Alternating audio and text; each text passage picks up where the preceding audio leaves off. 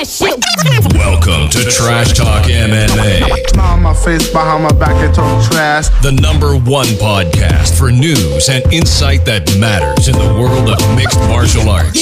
I don't want to hear it. Brought to you live and unfiltered from all four corners of the globe by MMA aficionado Antoine Pelche. Yo, welcome to the Trash Talk MMA podcast. I'm your host, Antoine Pelche, and today I have two special guests on the show, fighting out of PhuketTopTeam, Rob Lisita and Josh Payne. What's going on? Ruthless Rob Lisita. Ruthless. Get those nicknames in there, man. What's going on, guys? Bart, the White Tyson. AKA the White Sonny Chiba. the White Tyson. Yeah, man, I got that yesterday. From who? We had a photo. I've said it before, but we took a photo after training, after sparring. Okay. And some English dude commented, man, that guy on the right looks like White Tyson. And then my training partner said, yeah, man, and he hits like him too, bro.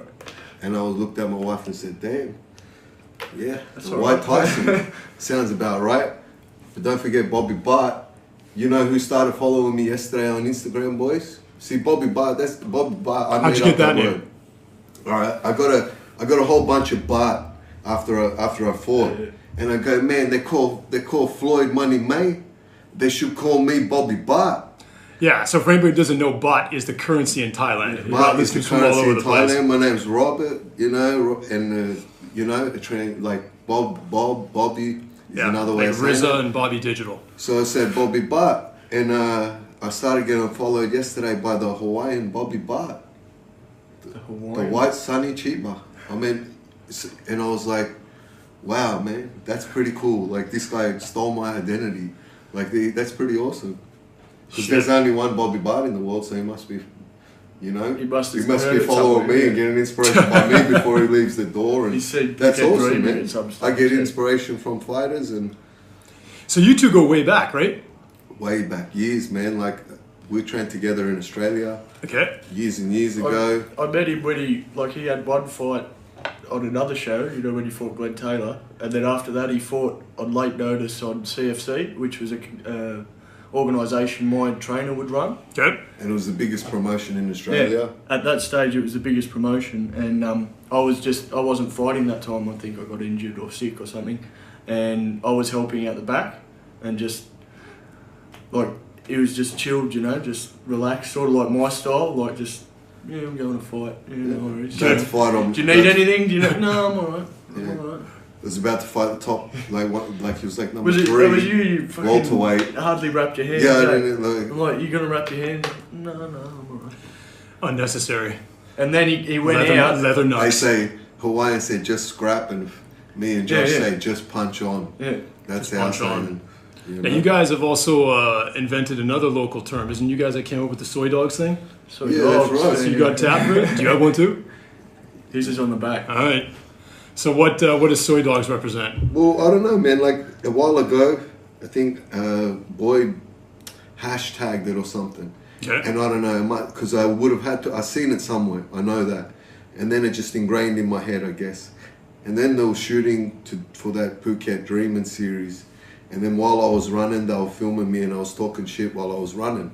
And then I was like running with rats, running with soy dogs. And then after they called the episode "Running with Soy Dogs," in that episode, I spoke a lot about sort of why I'm here in Thailand and why I'm not in Australia and the opportunities I got in Asia.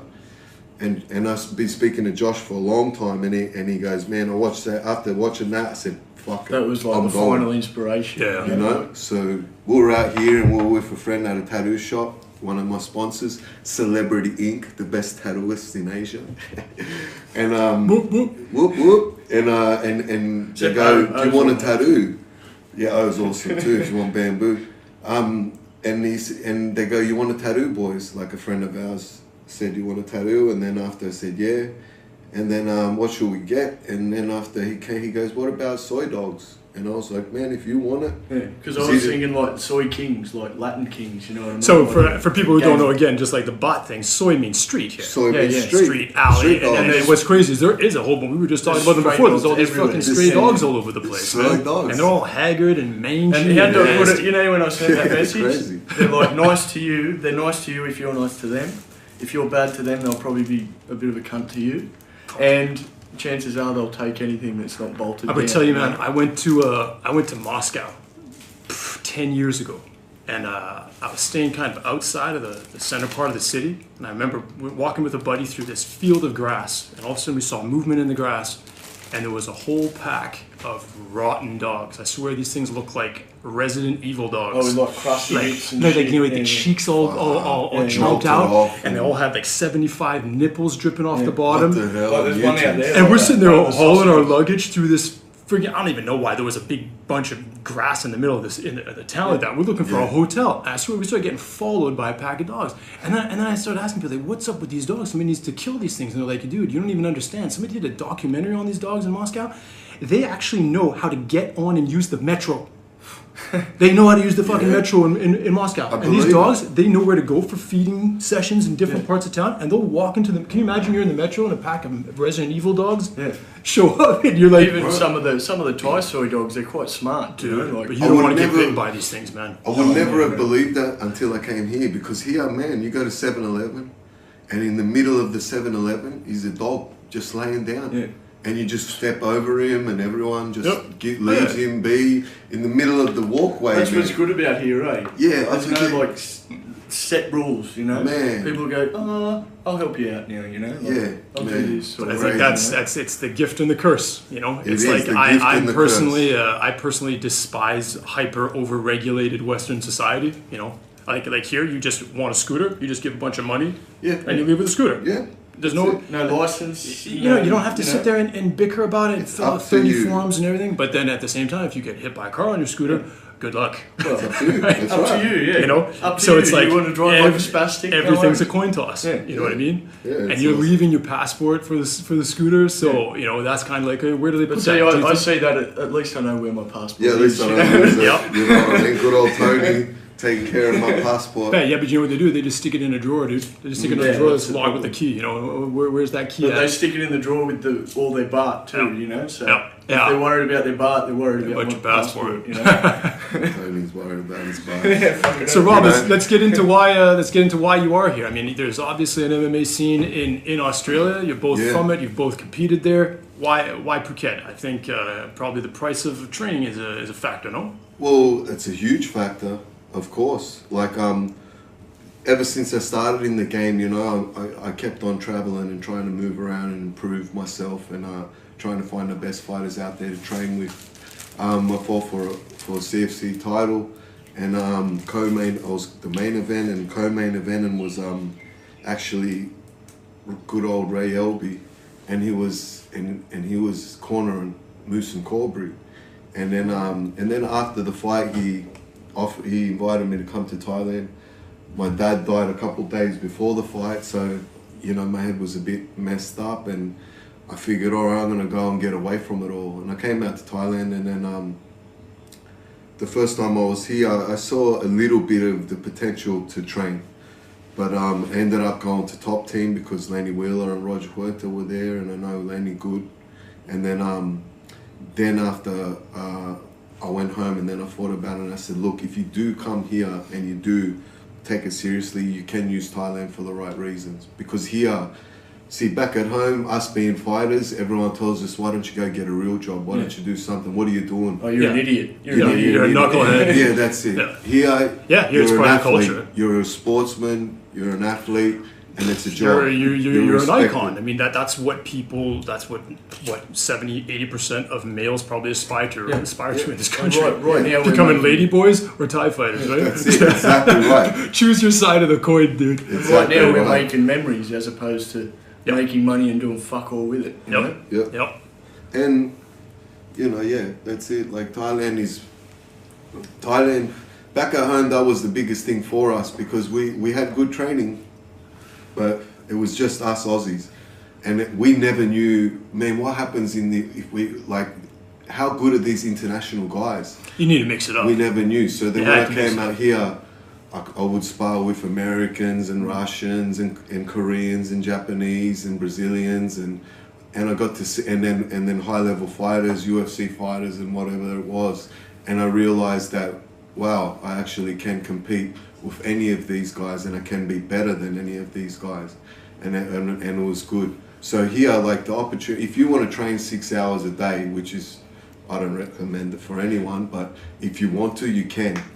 Back at home, we're lucky to train an hour in the evening. Well, too many distractions to it. It's a public class, you've got to work. He had to travel, like, well, I've got to travel 50 k's each way. Sydney. He was travelling half of Sydney. I mean, there's just this whole ecosystem where we're at here. That's right, that's right. 20 seconds from training, lazy, you know, but if I get to training, I'll work, you know what I mean? So that's why I'm in Thailand, and why I've stayed is because I won fights, you know.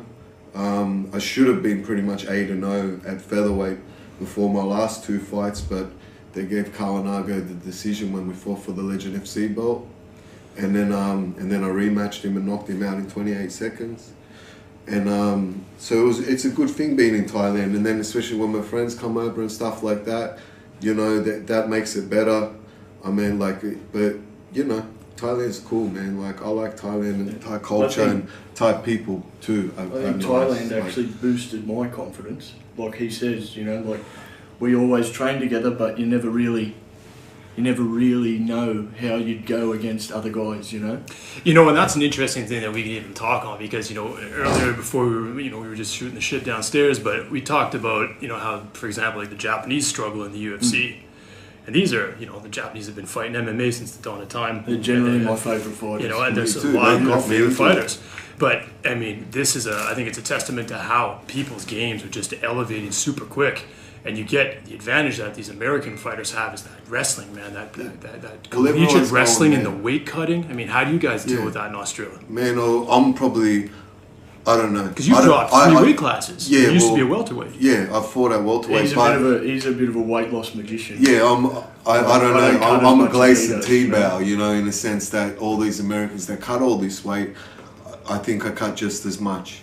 See, people don't take into consideration the things. They say that it's an excuse, but people say when you travel from the time zones from America to Japan, the jet lag from is west not so to bad. east. Yeah, from west to east. But if you travel from east to west, when you get to America, you can't get over the jet lag in a week. It takes a lot more time. So that's why those fighters that were coming from over there probably didn't perform. Because you look at the Japanese fighters that fight in Japan on the UFC Japan cards, and they look fantastic. Do you know what I mean? And then you put into consideration just what you said, the weight cutting. And if someone doesn't have a good weight cut, or if they don't rehydrate properly, man, they're a shell of themselves. And they're still struggling with jet lag or whatever. Yeah, they're a shell of themselves. Like, they go out there and they say, oh yeah, he dropped the weight class, but that guy would have touched him up even if he didn't. Like, happens a lot in boxing when the A side fighter will say, like, you know, he'll want someone to come down in weight who's got a title, and that guy gets beat, and they go, it doesn't matter if he fought him at 140 pounds, he would have smashed him. But the truth is, the guy that came down and cut all that weight, he's a shell of himself. You know, like, I mean, one that everyone will know, but that wouldn't have made a difference. But you look at when Oscar fought Manny, Oscar probably threw 10 punches in the whole fight. Now I know that's because every time he threw a jab, Manny would overhand left and counter him. But he was just walking around like a human punching bag. And Freddie Roach said he saw blood coming out of his vein when they were given the instructions in between, as if he just got off a drip. Like an IV drip? Off an IV backstage before he fought. So how much IVs was he doing? I don't fucking know. That's craziness to me. Because wouldn't you do the IV straight after you've made weight? Yeah, so and you think by then guys of that caliber would have the technology locked down, right? You know, exactly. You know what I mean? Like, they're not entry-level fighters, right? That's it. Like, I bet you think Floyd went with all that money, man, Floyd's taking shit. Floyd's on those HGHs and those testosterone creams, and man, he's ahead of the curve. If he can spend, if you got $100 million, you got scientists that are making your own fucking things. You look at Floyd's body; he's jacked all year round. He's ripped all year round. Now, Manny, you know, he's just probably come up to that stage where they know how to beat it now. Case in point, both of them now. Who's working with Floyd? Alex Ariza. Alex Ariza worked with Manny before. Oh my God, he's the guy that was in the Balco scandal with Victor Conti. Yep. He knows how to beat the testing. Look, any fighter that's won a world title knows how to do strength and conditioning. He knows how to run. He knows what it takes to get ready for a fight. You don't need to fucking hire some dude that's been on TV that'll tell you run some laps around the block. Alex Ariza is in place so he can pass the test for the fighters. Yep. Do you know what I mean? So Floyd and Manny, and man, power to them. I hope Floyd and Manny come in juiced to the gills so they can give us the best fight possible. But let me just put this on record. If I fought Floyd, I wouldn't do like Conor did. You know, Conor said you wrap around him like a boa constrictor. Anyway, Conor, I'll grab him by his ponytail and I'll bite his nose off. He just talks shit and he dresses shit and he tries to dress like Floyd. Man, go find Floyd's, Taylor and start dressing like him, and then you'll start looking good, you know what I mean? People died far out. Yeah, they died because of how shit it was, mate, his suit. But anyway, if I fought Floyd, you know what I'd do? I'd keep the range, I'd jab, I'd shoulder roll, and I'd slip and I'd counter him, and I'd win on points all day, unanimous. If I fought Manny, I'd hit those angles and I'd be in and out with speed combinations, power punching, and I would knock Manny out. So I would win on points against Floyd in a unanimous decision, and I would knock Manny out. And Conor would tap out due to strikes, the most bitch ass move to do, but he would do it. And he would do it from fucking not even like, hard hammer fist and shit. I'll just be on top of him like flicking, like, giving him the knuckles like Big Brother. How do you see it going down with Jose Aldo and him? I get this question every friggin' day from somebody. It was, oh, you're doing, you got your, I swear to God, we're out here every day and we get that. And somebody asked me that friggin' question. The word McGregor is mentioned every day. That's it, McGregor. But what about, that's what burns my life. Because Jose Aldo cleaned out the division. He's the one and only featherweight champion. He's been like he beat the number one dude after the number one dude, right? Right. He beat them all. He won hard fought fights and he finished some dudes, And then after, they don't even talk about him. They talk about him like he's McGregor's opponent. See, that's why Conor shouldn't be called Conor McGregor. He should be called Conor Fertitta. Because he's the only fighter that gets the suite, and the guy that's in the main event is in a shitty hotel room like the rest of us fighters. He just does it because he makes some money, you know what I mean? I don't know. But see, if more than Irish fans are behind him, so be it. But it's so weird. That just goes to show, it just hit me right now. The world is fucking racist. Because Conor McGregor is white and talks shit. So, I mean, and he's the best thing in the world. And Floyd Mayweather is black and talks shit. And he's a piece of shit human being. But he's the best boxer in the world. 47-0. He's won 26 world titles. He's been the pound for pound champ. The clear undisputed Ring Magazine champion, 4 different weight classes. Right. He was exactly where he is now when I first started buying magazines and thinking about training and wanting to be a world champion and all that shit. So what happens with him and Manny then? Him and Manny, man, Manny going to try and land that overhand left. Manny's going to try to get around him, get around that shoulder roll, get on Floyd's left side. And Manny can do it. He's got the speed to do it. Floyd's got that counter right hand.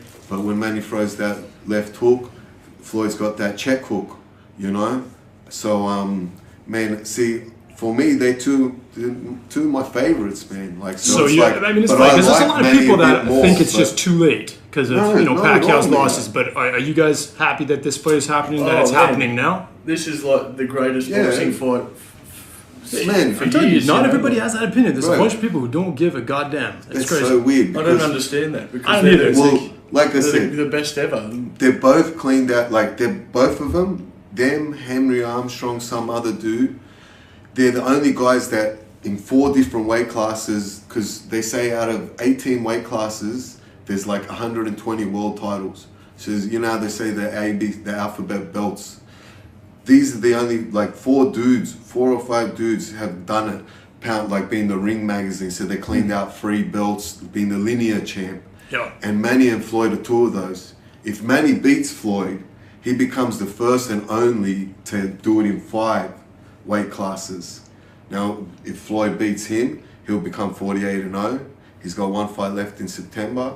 He can fight a bum and he'll equal Rocky Marciano's record. And then he'll come out of retirement and he'll fight another bum and he'll beat his record.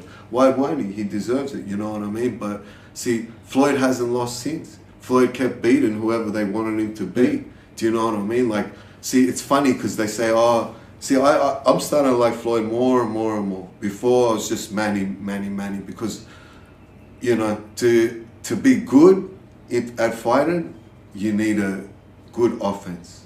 But if you want to be great, you need good defense. Do you know what I mean? There's and no Manny, defense, like. and Manny is the example of offense. You know, he's the ultimate offense. So he'll just attack. He gets hit with his big head, and he just walks through like Miguel Cotto hit so hard, and he hit him clean like so many. Like, man, if you watch the fight, and Manny just like it was nothing, and then would just run through him and hit Cotto and knock him down and wreck him. You know what I mean? Like, Manny is a steam train in that sense. Floyd hasn't really been shown that he can bust a great. Now that's why he gets his criticism. Like, why doesn't he finish guys? Well, it's not his fault that he doesn't have that punching I'm power. sure he would like You know. So, I mean, do you guys feel like punching power is innate, or is it something you can develop? You It's can innate. develop it to a It's degree, but It's innate. Yeah. It's innate because There's a lot of schools of thought on this. Because no, if there is a way to develop it, we just don't know it properly. It's just not worldwide. Because when you go out there and lift weights, you slow yourself down. Power is mass times speed. So if you get more mass, you lose the speed. And then maybe you might have power for 1 punch, but then it takes more blood to fill that muscle to feed it, and you're gassed. So then you slow after 2 punches. So, you know, but power is something that's like God-given in a sense, because now I don't know if this is, you know, I've seen Conor McGregor hit it.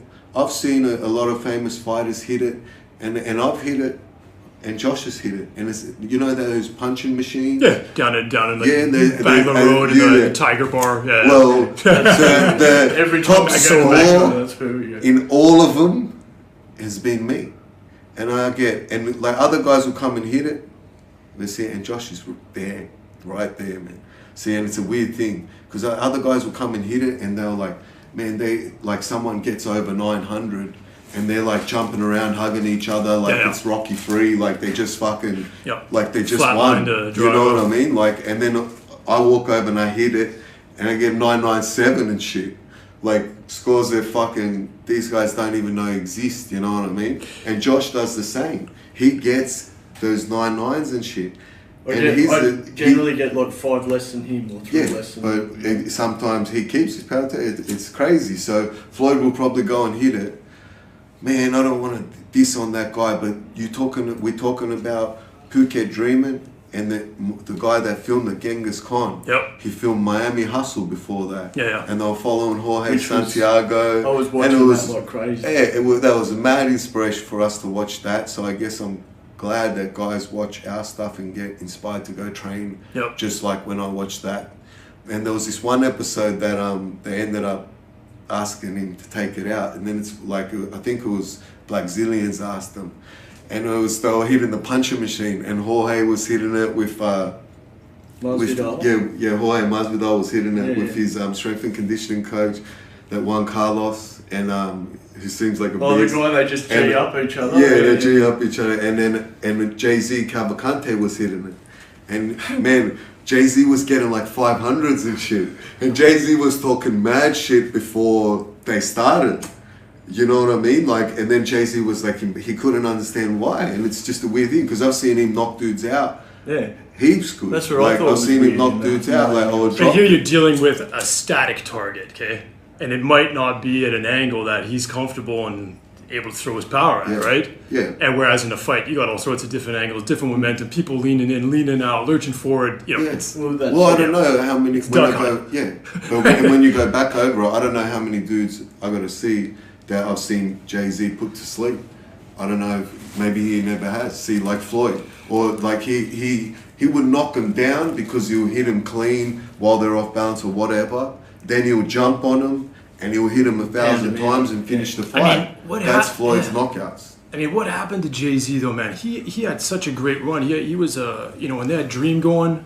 Yeah, he was good. No, and then K1 Heroes. Yeah, and He was the K1 from Heroes. K1 Heroes and into Dream, and then when he Then he entered went into Dream, he was the man to beat. Shinya Aoki. If he comes back and he fights Shinya a third time, like, because the first fight he was going well, the second fight his knee was blown out. What happened to Jay-Z?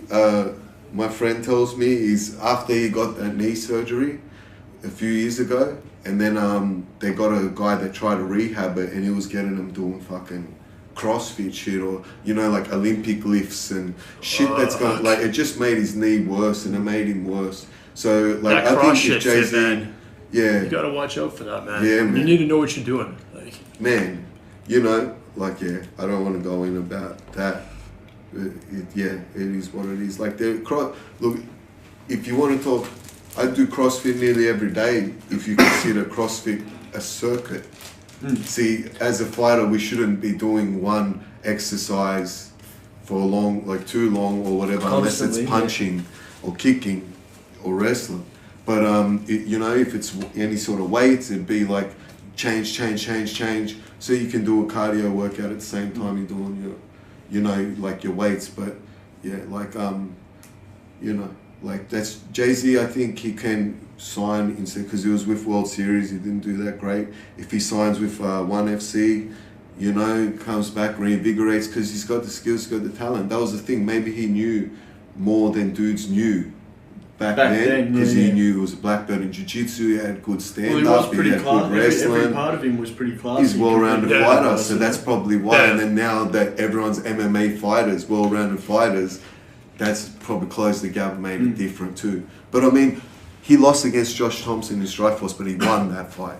He got robbed. And to beat Josh Thompson, that's pretty good. Oh, dude, I'm a huge Josh Thompson fan. He's a great fighter. The most slept on, underrated 5-round title fight that ended in a decision was his second fight with Gilbert Melendez. Man. I don't know if you guys remember that. They beat the earth, wind, and fire each other from pillar to post. Yeah. And in the last 10 seconds, they were throwing flurries at each other like it was the first 10 seconds of the fight. Yeah. That solidified me. Like, those two guys have gas tanks for days, chins for days, knockdown power. That's crazy, a fantastic fight. Anybody who's listening to this hasn't watched that, find it. Yeah. Gilbert Melendez, Josh Thompson too. I've seen highlights, so I should probably. Oh, dude, you have to watch the whole thing because it's the most relentless slobber knocker 25-minute title fight of all time. Awesome. Stand up at that in lightweight, I'm not sharing takedowns. Yeah, do it was an MMA fight from hell. Yeah, bro, Gilbert Melendez used to be one of my favorite fighters, and then after he fought Diego Sanchez, and they're both fucking, bro. Look, dude. See, no, I'm going the other way. That fight is like retard fight. That fight is two guys throwing slaps at each other. Like how many punches?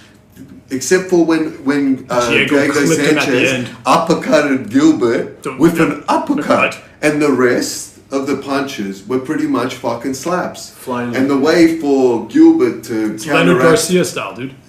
But Leonard Garcia he throws bombs, man. He pitches it, guys. Yeah, because Diego Sanchez does starts swimming. And if I just start swimming, and he swims, and then Gilbert Melendez was swimming back. And they were like doing that, and that's why Gilbert won. But he's a way better fighter than him. But then after that fight, every fight Gil fights, when he strikes, he comes in with slaps. Yeah. Like, it was a weird thing, man. Like, I hope he goes back to... Fighters' dynamics change, right? Man, when he fought Kawajiri and when he fought, like, Josh Thompson... His fight against Kawajiri was... Bro, his jab was good and crisp, and he had a right hand. His elbows on the ground. Bro, everything. The wrestling was on point. Was that on Strikeforce? Mm-hmm. Yeah, bro. Yeah. Like, see, that's... I hope he doesn't, And if Diego hears this... Sorry, you got a massive heart and a massive gas tank, but you're fucking unco fighter. No, I think striking. He's like where he was tight is when he knocked out Joe Riggs. Hit him with a punch and a backed him up and blasted him with the knee. But see, I don't understand. That was just that was just awesomeness. As in, he clipped him, and then he started running at him, and in the process of running at him, You know what I mean? He realised Joe Riggs was too close to him, that he lifted his knee and he hit him with the knee. Like, I mean, it wasn't like when Anderson Silva kneed Chael Sonnen or on the ground. Like, it was, I mean, like, it was, you know what I'm saying? It was like he almost ran past him, kneed him on the way past him. I mean, you know, ananyway. But I mean, since then, when has he had a highlight reel like that where he's actually causing damage? I mean, it's been 10 fights ago. Yeah, Clay Guida. Maybe fight Clay Guida, piece of shit.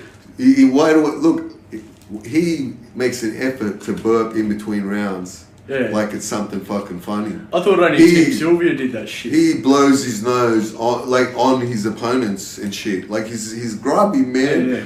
You know what I mean? Like he's grubby? Yeah, he's grubby. Is that an Australian term? He's grubby. A grub. Grimy? He's a fucking grub. You're a fucking grub. A slob. We'd say just a slob. It's, like dirty fucking... I just dissed him. It can be different I just dissed him in like 5 different ways. Like, holy shit. Like, the worst grub is like a pedophile. Like, that's that pedophile grub. Like, nah, sorry, man. Nah, he's a grub as in that. As in like footy grub. Dirty grub. You're a grub. He's dirty. But he's a bit more, like unhygienic. You know what I mean? Yeah. Unhygienic. Yeah. Who was it? I think it was it Gray Maynard that made him tie his hair back? Yeah. And it killed his life. He hated it. Yeah. I mean, I think that's ridiculous. Even when you see Benson Henderson fighting with his hair, like, dude, don't you have enough to take care of in the cage, and you're fighting your fucking hair? Man, what do you mean? That's part of his tactic. What he does is this. He throws a big leg kick because he's got massive legs and he makes the dude's legs move. Then he throws the right jab because it's southpaw that doesn't land, and then he brushes his hair and he just scored a point.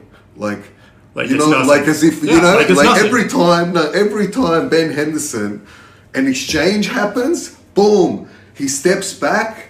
And he combs his hair back behind his ears. Yeah, like and the judges tick a point to Ben Henderson.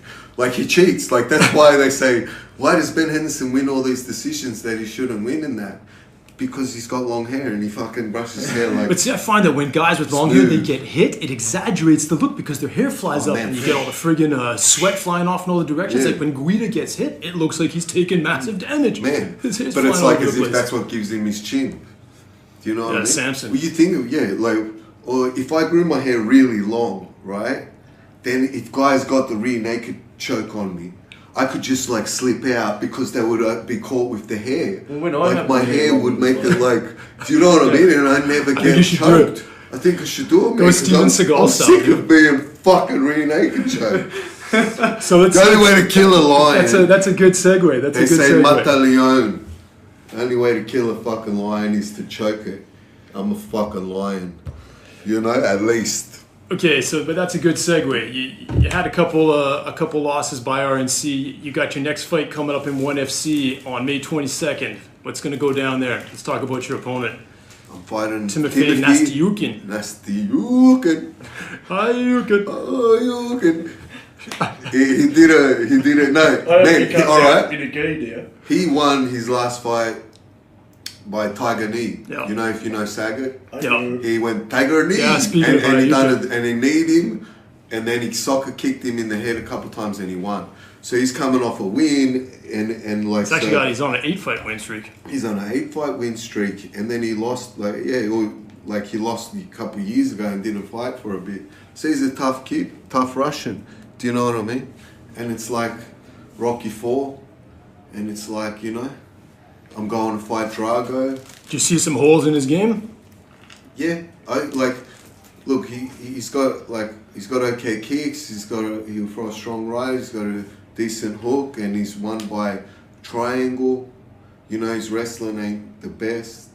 But the Russians, they seem to inherently have a scramble. They're good with the scrambles too. And so, you know, but you know, well, like as far as holes, he's clean. That's his hole. He's clean, and I'm fucking dirty, and I make it a dogfight. You know what I mean? So you want to turn this into a brawl fest then? It always will be if I fight. You know, but you're both like that, right? Yeah, if I fight, it always will be. I don't intend on doing that. I'm not sure if he does, but that's just the instinct taking over. Well, it's weird because we sort of do that. I sort of do that in sparring, and so does Josh. But when I'm getting paid to fight, I feel like if I take a backward step, like I'm stealing money from the crowd, like almost. Like I feel like every second I'm not fighting, I'm not doing my job. And that's a dumb thing. Like that's the thing. Like after 23 fights, I'm still trying to get used to too. You know what I mean? Because see, I'm not dumb too. You know, I'm gonna fight this fight, and I hope to put on the best performance of my life. Because you know, I'm not dumb. I know any counter fighter, he likes a guy that throws punches and kicks. Yep. So he has the chance to counter. You know, and he sits there and he'll. Like he's one of those fighters that will fight at range and stuff like that, you know, and he's good at range, but I'll get my range, and I'm really good at closing that distance. Oh, I forgot about that. Another AK of mine, the White Pac-Man. You know, so at the end of the day, White Tyson, White Pac-Man. Man, Tyson and Pac-Man have a very innate ability of being away from someone out of range and then being right in range. And I'm pretty good at being like on one side of the cage and then being in their face quick. Is that something you've inherently had, or is it something you've worked on? Yeah, well, it's like I inherently he's had always it, you know? been pressure, you know. I'll stay that's on what the punching made me range, good but he's always forward, you know, pressing forward. That's what made me good at rugby league. You know, I could step off both feet. You know, I could explode quick, like, you know, off the mark. And I grew up playing rugby league and stuff like that, so I got that athleticism and that explosiveness to close the distance, and I use that to close the distance, you know, so then after I can headbutt the motherfucker a bunch of times, and then maybe throw some punches and elbows in between that, you know, do the old Cain Velasquez and headbutt the shit out of them. So how do you like the 1FC as a promotion? 1FC is awesome, man. Like, you like fighting for them? I really do. Like, for me, see, as far as... Do you feel like that's home? For me, 100%, man. Like, as far as like every promotion I fought for, I felt like it was home, and I always would say that like they're the best because they were the best. I went to them for a reason. Like, if I didn't want to be with them, I would have left and went back to the promotion I was. You know, in 1FC, it's a big organization, so you will sign a more longer term contract. So even if I didn't like it, I couldn't get out of it. You know what I mean? Do you have an exclusive contract with them? I have an exclusive contract. For how many fights? Well, I got this year. At the end of this year, I'll finish the contract, like this contract, and minimum of 3 fights this year. That's in that contract. So I'll fight a minimum of 3 times, and that means I'll be fighting like every couple of months after this fight. Pretty much, yep. Yeah, so that'll be great. You know, get busy, back to work. It's almost May. Isn't that crazy? The year will just go by. I felt like it was New Year's like last month. It was. That's crazy. No, but you know what? Some dude said to me on One Connection 5 the other. months. We're in Thailand. Another thing, Songkran happens in April. Yeah. And Songkran, I guess, is Thailand New Year's. Yeah. And some American dude goes to me, "Hey Rob, I was at One Connection with my family," and I said, "Hey bro," and then he said, "Happy New Year," and I said, "What?" That was me, dude. What? That was me. I was having lunch with Josh. You were in a Titan singlet? No. Titan fitness singlet? Yeah. I was sure you were a Titan fitness trainer, bro. No. I was like, it was a Titan fitness trainer. How do I know him, man? But yeah, that was me. I was having coffee with John Priest. You said it to me. Yeah. And I said, see, holy shit. And I said to you, I go, are you telling me it's the first day of the year today? And you're like, yeah. And I was like, sweet. So I didn't waste the first fucking 4 months of this year. That's hilarious. You're telling me the story about this guy who did that. I'm that guy. Yeah. That was trippy, man. How good is that? Holy shit. Well, see, our new year. We just started, man. We just started the year, bro. We're like, what, you know what I'm 5 days saying? in, 4 days in or something. So you got 7 months to wrap up the year. Yeah, pretty much. Yeah. That's what it generally does happen. 3 fights in 7 months. Now, If I do that. Let's talk about what happened because you basically were on like a 3-year hiatus, right? And you just fought, what, like 2 months ago? No, 6 weeks ago? It's about a bit over 3 weeks now. 3 weeks? It's been more than that. 3 weeks How or long 4 have we weeks, been in maybe? Thailand? 4 weeks. Yeah, So it's about a month. it's been at least a month. Yeah, it was, yeah. You fought on the 20th. And it's the 21st, so a month ago, yeah. Okay, so what kept you out of competition for 3 years? Basically, I'd lost, like, from about 2 fights before I stopped fighting. I'd lost a lot of motivation, just training and stuff. I couldn't be bothered. And just got sick of the Australian MMA scene, you know what I mean? Like, what he was talking about with running with soy dogs, it's tall poppy syndrome, you know? Like, anytime someone goes high, they try and cut you down, you know? So everyone's sort of got that mentality. Yeah. So I got sick of that and sort of In stopped Australia. training and stuff, but I still... So it's crabs in a barrel in Australia than the MMA scene? 100%. And it's worse now. Yeah. It's worse now. No, it's not. Now there's light. See, we were at a time Well, I when suppose, we yeah, were fighting, and we were fighting CFC, and like I said, when I fought for the belt, and it was just me and Josh training, and no one was at the gym, and it was like any other top fighter in Australia. And this was about that fighter time when I started getting sick of it. Yeah, they're the only good fighter in that gym, so no one trains together because they think I might fight you one day. Yeah. And I said, man, that's why the Americans are better, because they all train together. Like Joe Stevenson trained with you know, like guys. They all train with dudes. Yeah, they all train with dudes that they fought. Like they didn't fight each other, but you know, I was just stating they all train with dudes that they fought. We don't. And in Australia, there was no UFC hadn't come to Australia yet. They didn't have the Ultimate Fighter Australia UK yet.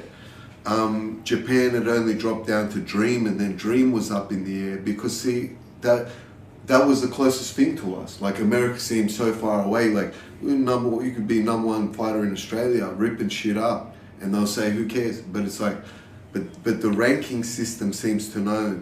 Like see that the Australian, because Australian fighters are pretty tough. Like it's weird, but there was no light for a lot of fighters. You know, like you know, see the guy that, like, you know, occasionally someone here and there would get picked up for UFC or something, and then all the other guys that were around the same caliber, same level in Australia say, man, I could beat that dude, why isn't it me? But it never would be.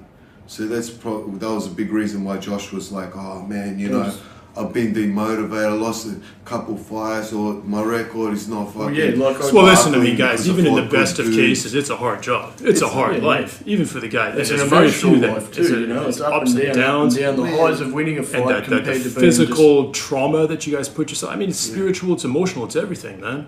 Yeah, you know, and there's not a lot of payoff for it for 99% of people doing it. That's right. You know? That's Yeah, right. we still do it. So what did you do when you were kind of just bummed out? Well, I got into a sort of serious relationship, and that made it hard Sort of to train. serious. Well, it was serious. I've never had a real serious relationship in my life, you know. I had my first fight after I had my second daughter. You know what I mean? So, bro, you know, don't talk to me about women being stopping you. Yeah, it was him. He was like, bro, well, fight for what? He's like, bro, why should I train and for like 8 he was weeks saying before, so I can fight in the back of nowhere in Australia on a shitty promotion for a couple $100? I don't want to do it, Rob. And I was the one guy that I was like, I would go travel to whichever top fighter in Australia that I knew that had a fight, and I would say, man, you got training camp, you need a training partner, and I would get good work, and that helped me to improve, and that's why I got to a higher level, and then I went to Thailand. Yeah, but you hustled that then, man. I hustled always. I hustled, whereas I'd 50 Ks and I'd stay fucking it was something loyal that to I my trainer, you know. I couldn't go anywhere, and like it was something I knew I was gonna do, you know. And now, like, that's why ONE FC for me, like, I'm, you know, as far as pay rate and stuff goes, I'm the same as it, like, what is it, like 400 out of the 450 UFC fighters, you know what I mean? So my pay is okay, like it's finally, this is my job. But even when it wasn't, like I would make it my number one priority, you know? So for me, ONE FC is like awesome in that sense. And for me, my ultimate dream would be for ONE FC, because of the rule set, because we can sign anyone. Like there's no restrictions. That my dream is it becomes like Pride was. Do you know what I mean? Like, my dream is that I become the modern day Gomi. You know what I mean? That lighter weight dude. I love that's Gomi there on the back side then, of the cage, dude. just That going, streak he went on, my you God. know? Knocking out Jens Paul. Yeah, Oh, dude, it was everyone. just- That fight beating I watched, everyone's I don't know how many ass, times. you know? who was the Brazilian that he love didn't stop Calatrava. punching? Azevedo. Luis? Ar- No. Luis Azevedo. Azevedo, He knocked him out and then kept Just going. kept And then after, because he's from shoot box, and then fucking Bendelay and shit jumped in the ring, you know, and Bendelay, you know, when Rampage called him out, and Bendelay's like, my belt, and pushes him and shit. And they were fucking, you know, not testing him, and they were fucking juiced up, and they were beasts, you know, and it was awesome. Like, No, here's here's something else though, because what's cool about you guys is there's obviously a crazy chemistry. You guys are like brothers from another mother, but I do know that there's a serious philosophical approach to martial arts that you differ on. Josh, you seem to be quite anchored in the classic, traditional martial arts philosophy, and you're way more on the gung ho, let's do this type thing. I think, yeah, he's more like, and that comes from the upbringing too. He's from a different area. but than then me, you look know, at it, like- but then when we fight, I fight more well-rounded and martial arty, and this guy I just goes stand there there. like he's in a bar.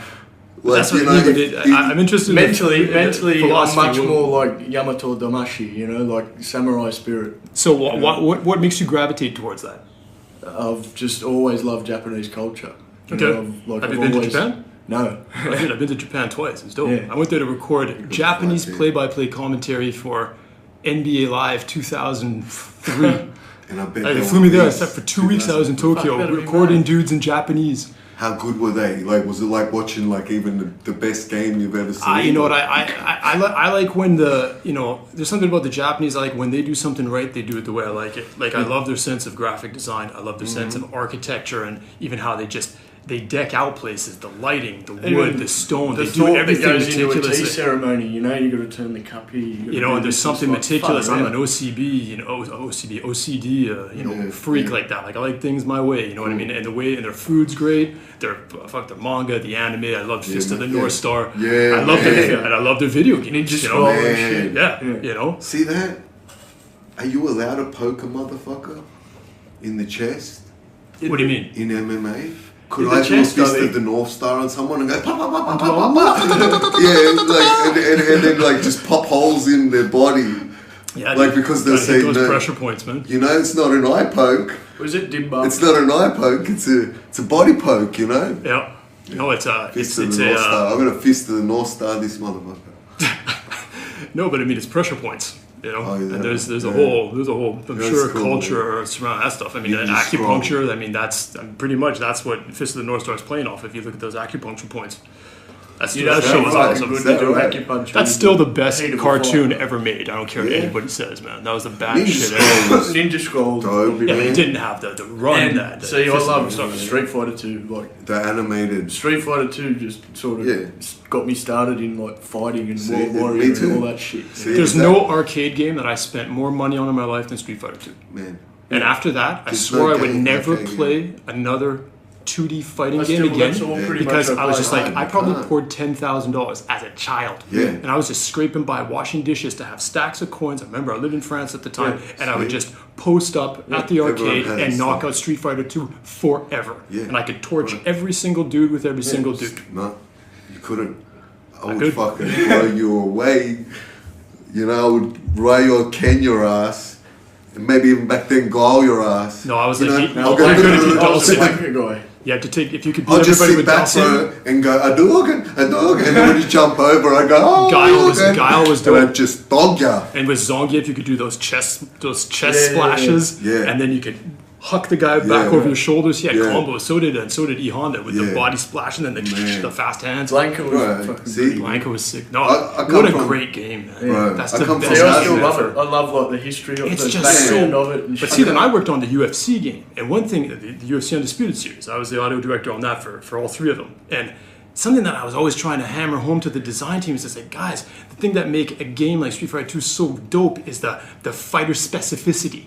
You know, but in real life, Almost it's so like- hard to they're get that almost when you're like trying to do stereotypes, simulation. you know? Of course, They should make an MMA game like Street Fighter. That's what Pride with was. the character. Yeah, exactly. That's what Pride That's was. why we liked it. That's you know? why, that's why Exactly. I guess that's what I want ONE FC to be, and that's why I would look at guys like Koji Oishi and that and go, man, you know what I mean? Like he's like Boku has a character, but his nickname is No Face. Like, see, there's not really personalities in it, and once the personalities come out and stuff like that, then it might change the world, you know, in that sense. But it's funny that you mentioned that too, because I remember, like, I lived in France from 89 to 99. And so when I came back to, I followed the UFC as much as possible, but I really didn't know about Pride. And then I came back to Vancouver, Canada in 99, and I just jumped right back. I remember the UFC had put out a box set of, like, I don't know, UFC maybe 33 to 43, you know, and it was like the Chuck and Randy fights. You know, there was the Tito Shamrocks. Yeah, there was some Lawler in there. There was a bunch of Nate Diaz fights and early Diego Sanchez, Carl Parisian, all that. Hermes Franca. Hermes Franca was killing dudes back then. I love Hermes Franca. But then came out with that. Remember that fight? He came out with the purple ball. Yep. Yeah, he's always good. But what I started doing after that, I started collecting UFC DVDs because I wanted them all. I just wanted to rewatch all this stuff and get really up to speed again. And the guy was buying the DVDs, so he's like, "You got to check out this Pride shit." And I'm like, "What the fuck, Pride? That sounds gay." You know, it's like Pride. You know, it's like, and then you looked at the covers, and the guys were always looking weird, like monsters, because you had like Mark Coleman, and Gary Goodrich, and would be on the cover. What was that silver guy? Heath Herring. Oh yeah, the giant silver. Like, you made big. Just, they look like comic book characters. Yeah. You know, even Vanderlei looked like a comic. Fujita. Kevin Randleman. Yeah. If some dude doesn't look like a freak of nature, come on, Kevin Randleman. So you had these covers, and I'm like, really? This looks like pro wrestling or something, dude. It looks weird. And then I pop these things in. I'm like, how the hell have I never heard of this? It's the sickest shit since AIDS. Man, it's ridiculous. The intros and shit like that. Oh, dude, do you know what I mean? The What's VTRs, you know what I mean? Like before the fight would be so fucking epic. You know what I mean? The Dream did it. You know Yo, what I mean? Trash Talk MMA. You want to talk trash talk? The best single clip ever was by Phil Baroni before he went to fight Minoa Man. Yeah. And he said something like, the guy's got a mullet, he wears a Speedo, I don't want him touching me. Knock him the fuck out.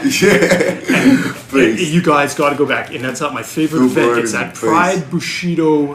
And then I think it's stomped him out. Oh, which one is? I think it's Bushido 7. And he stomped him out. And that card starts with who was the Charles Crazy Horse Bennett. Oh yeah, bro. And he came out and punched a dude in the nose. It looked like he hit his brain with his nose bone, and then he jumped from the mat onto the top of the ropes, bounced out, ran up the ramp, came back, jumped up, grabbed the ropes with his hands, did a somersault, and lands back in the cage in the splits, flexing. And I was like, that's the illest. His crash, it was the sickest highlight, and he just caved the dude's face in. It was a horrifying knockout. But same thing, his trash talk, he was completely blitzkrieged in the trash talk in the little promo to start. His eyes are closed. He's like, I'm that dude, and I does my thing, and it's going down. And it went down like a motherfucker, man. It was insane. He's awesome. That card, another one. That's Bushido 7, man. From start to finish, it is just a slobber knocker. The whole card. Man, that's like Jimmy Manuwa. And see, when Rampage was interviewed by Bas before he fought Manuwa, man, he goes, man, I'll tell you what I know about Manuwa, man. He's the shit. You know? Manure Man. Manure Man. Yeah, Manure Man. I didn't even catch that. And then after Bas was like, in Japan, in America, you must understand, if he say he is the shit, it means it's good. Yes. You know what I mean? Like, and he was just, he's manure. He was just calm. Manure Man. Yeah, I'm gonna go out there and do my best against Manure Man. And I think that every time I hear come on, man, Jimmy Manua, it depends how you want to pronounce it. You know what I mean? Like, Manua. Manua. Manua. You can say ma, or you can say man. Manua. Manua. Manua. Damn. Damn. Yeah, Pride, man. When they folded that, I was like, it was. But dude, seriously, like when the UFC grabbed Pride, though, it was like awesome. We're gonna see the fights we've always wanted to see, and at the same time, it was like, there's no way we're seeing another Pride event. You know, and they talked about wanting to keep it running, and that because of the, you know, it's too hard to do business with the Japanese that they shut it down. But that's an era that's lost forever, guys. See? I mean, that's going to be hard to recreate. Well, there's all right. sanctions and shit with the Yakuza and stuff over there, apparently. Japan, like UFC goes there. UFC is making their money. They make, like, see, this is the thing. They say he's the only guy in boxing that's ever done it. And no one will, I don't think no one can ever do it in MMA. And I've never, but Floyd, like, he was on the top rank when he went professional under Bob Arum. And then after he paid $750,000 to get out of his contract with him. And then he started Mayweather Promotions. And then after the first fight he had was against De La Hoya, the golden boy, because he was always going to be number 2, because he's number 2 pound for pound. And there's an A side and a B side. So the B side, like, Floyd had to wear massive gloves, like fucking, he got hardly none of the money. You know what I mean? Like, the A side gets everything, right? And that was the thing. When they wanted to fight ages ago, Manny would send his contract, like Arum send his, and Floyd send his. And Floyd's got his signature on it. He's like, man, I got the contract signed. He don't want to sign it. Do you know what I mean? Of course, Floyd don't want to sign Manny. And from, like, because it says 50-50 split, but Manny don't want to sign Floyd's because it said, oh, you're going to have to do this and this and this. But he didn't want to have to take, you know. But anyway, after that, Floyd became the A-side. And so every time he's fought, do you know what I mean? It's his promotion. And it sells big numbers. So it's like as if Lorenzo Fertitta putting a picture up of his check, you know, and saying, man, UFC 187, $80 million, baby. In the bank. You know what I mean? In the bank to the Zuffa Corporation, you know, because see, but that's why Mayweather, his checks say to Mayweather Promotions, made out to Mayweather. So he's Lorenzo Fertitta and Ronda Rousey together. Like, he's the same, like, do you know what I mean? He's the only one that's that name. He's the promoter and the show. And the show. And that's why he gets that money. That's why they say, oh, you make 120 million, Manny will make 80. Manny will make fucking 10. Yeah. Do you know what I mean? Like, after, because Bob Arum will make the money. And then everyone shares it out, you know? It's bullshit, man. Like, that's why you gotta give so much respect to Floyd Mayweather. Like, he just blows me away. Like, do you know what I mean? And then it's like, if we he's engineered to win. The dude's enginered to win. You know, if we as an athlete, as a businessman, man, he will show you as a whole. Yeah. He's a one man army. This fight, May 2, is gonna do a lot for me. You know, if Manny wins, man, I'm gonna, you know, train like Manny, to fight like Manny, you know. I mean, but I'll always fight the way I fight, you know. But if Floyd wins, you know, I will train more like, because Floyd's like just does like this like fucking slow rhythm, and occasionally breaks the rhythm. You know, the way he trains, like as far as hitting bag and pads and the body bag thing, you know, and then he's got like cardio, and he's got these counter reflexes that are ridiculous. Like one punch, like in fights he throws only one punch and counters like halfway through the combo, and hits the guy like, and then he's gone. Yeah. You know what I mean? It's ridiculous, and he trains. I don't know, the way he trains is crazy. And Manny trains like fucking, you know, like he breaks his body down a lot more, you know. And we all train like that. We all think you got to train like that, you know what I mean? But yeah, like, cause I don't know, man. Like I was hitting the bag with the heart rate monitor on, and I hit it for like Floyd style, and I went for like half an hour. And then I checked the heart rate monitor, and it was crazy. Like it's as if I was fucking sprinting nearly. Because once your heart rate gets to a point, it just stays there. Getting cruise control. Yeah, and then you're relaxed in that zone. And then when you go and you train stuff that sometimes your heart rate goes crazy, you feel, oh, it's easy, like you can handle it. You know, you're not, it's weird, we'll see. I swear, man, like this fight. Everyone talk about Conor McGregor, Jose Aldo.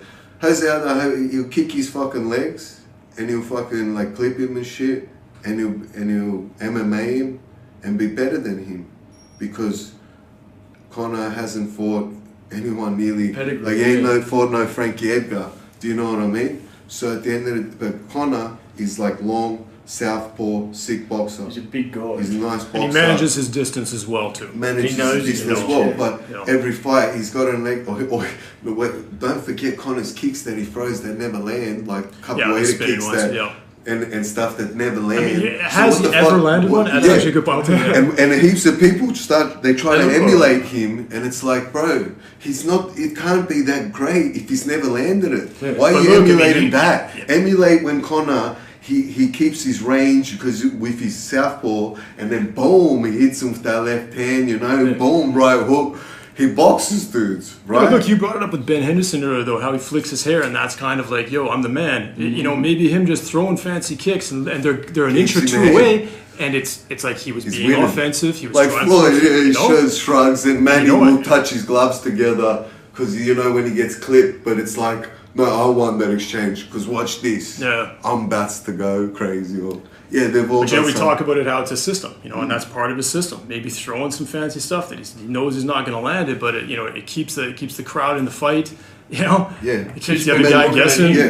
I can't. Yeah, because Conor's look like good, but it's like I don't know for that fight. I'm not like I don't even consider it really that much.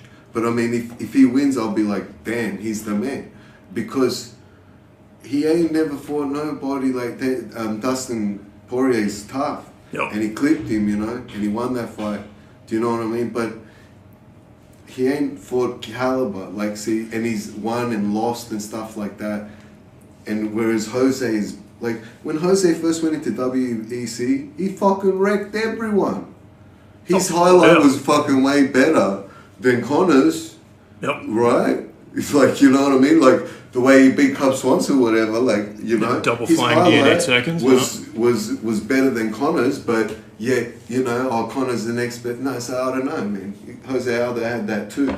You know what I mean? So I see, man, like if they put money, if there's money and they put like Conor favorite or something, all right, I'd put money on Jose for that fact. You know what I mean? Well, see, what I like about this, though, is that as far as fighting, like Jose's shown it in all his fights against strikers, against grapplers, against everything's, that he has technique, motherfucker jabs, leg kicks. He steps out of range and then right hand, boom, comes back with that right. He's just like, he's a beast, man. And see, that's the thing. But can he fight a southpaw? Not sure. Can he fight a long southpaw that boxes? Do you know what I mean? Because who's the longest fighter that Jose's fought, though? Everybody's fighting dwarfs, man. All right, he might win, but I would have. Look, Chad Mendes would beat Conor easier than Jose would. Yeah. Even Dennis Bermudez would beat Conor. Fucking probably Clay Guida will Clay Guida his ass. And he beat Conor. Well, I mean, I think that's the controversy here. He hasn't fought anybody who's aiming to take him down. Dennis Seaver, Dustin Poirier, Brendel. All these guys are trying to trade. Brimage, dude, he pasted Brimage. Though. Max Holloway. He took him down. He took down Max Holloway and fucking laid on him and said, "Yeah, I busted my knee." And it's true, but if it was another guy, he probably would, because after seeing last weekend, if it was another guy, he probably would have still stood up and fucking tried to knock the guy out. Man, that Max Holloway must be fucking legit, bro. The way he schooled Cub. Shit, man, that kid was fucking one step ahead, man. Yeah, I was tweeting like a maniac. What's going on here? What's Cub waiting for? Cub looked thick, you know what I mean? He looked thick and strong, as if he had an intention to go out there and wrestle and shit, and he didn't. And there was too much coming at him, man, angles, he'd be moving all the time. Man, he switched the switching levels, switching stance. He switched stance. He was switching stance like crazy. Oh yeah, it was fucking good, man. And then guillotine. That was the only pick I had wrong. But I thought Cub was gonna. Do his why thing. did Conor beat him? Because he laid on him. Nope. Do you know what I mean? Lay on Jose, bro. Put Max Holloway against Jose. and everyone would say fuck, and Jose would wreck Run through him, him, yeah. kick knock him out. But all right, put Max Holloway against Conor. No, but I Max don't know, Holloway's man, another I don't tall know. dude. I mean, because he's tall too, and He's tall, that's the man, type of big adversary that Jose hasn't had. You know. No, he has, man. He fought the guy that was, but he's not a stand-up fighter, but the guy that was on the Ultimate Fighter that went to India and. The one that won it. Yeah, the one that won it. He went, and Brookins, Jonathan Brookins. Yeah. He's tall and he fought a couple of taller dudes and he overhand rights him. And that he was in the fucking head WBC. kicks him. Yeah. He overhand rights him and he head kicks him. He ain't Yeah, worried. but He looks Brookins at Conor and kinda- Conor is like an inch and a half, 2 inches taller than him. Yeah, but John and he Brookins, looks at him like with his scar face and he's like, you fucking piece of shit, I'll kill you. You don't know me. Like, you don't know. Like, see, it's funny, like, do you know what I mean? You think about it, like, because Frankie's like, man, he's won so many belts and all that. So when he was there looking at Jose, people weren't questioning, oh, fuck, Jose's scared, man, or something, right? Jose was looking at Frankie and anyone who was standing like in front of him before, like, Let's do this. Yep. So people think now all of a sudden he's looking at Conor like, oh no, look at this crazy screaming Irishman. And even if I could speak English, I wouldn't understand his accent because that's what I learned in Thailand. No one understands anyone's accents if you're from a different part of the world. But you know, Jose's looking at him and he's saying in Portuguese like, fuck your mum, I will fucking kill you. Like fighting words, like only fighting words coming out of. It's so beast because everyone like they hear Conor, you know, it's my belt and stuff like that. And they're like, oh, Jose, you should have. And Jose's there going, you know, puto my ass. They're like, fuck your mom, I will kill you, you fucking piece of shit. Like, only words that it's like saying to someone, you know, like swing. So it's funny, man. Like, Jose deserves, like, whatever happens. But it's like, it's a fucking joke that. I want to see him go to Brazil, man. Like beautiful Brazil, beaches and shit. And Jose now got a daughter, and you know, and that motherfucker's kicking ass in the gym, and he's kicking ass in the beach and nice scenery. But nah, let's put Conor on his way to go hang out with Dana White. You know what I mean? Like fucking hell, bro. You know what I mean? While the champ's there, fucking trying to make some money. He's like. You know, and taking everyone out that he had to. Hey, and like that's why, man, there was a period, before my last fight, there was a period because he was putting out a lot of content. It was like so much and it hadn't got to this stage and I was like, man, Conor's the best, bro. Like Conor's so inspiring, like, you know what I mean? Like, yeah, that little documentary. Like, he's just a dude, like, just like any of us that were just sitting at home.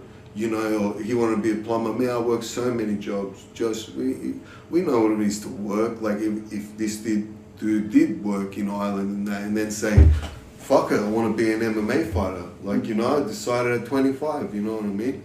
I had 2 kids already. Remember my second kid, and I was, you know, became the best in the country and stuff like that because I believed, you know. And see, I looked at him and go, man, I like him, man, you know.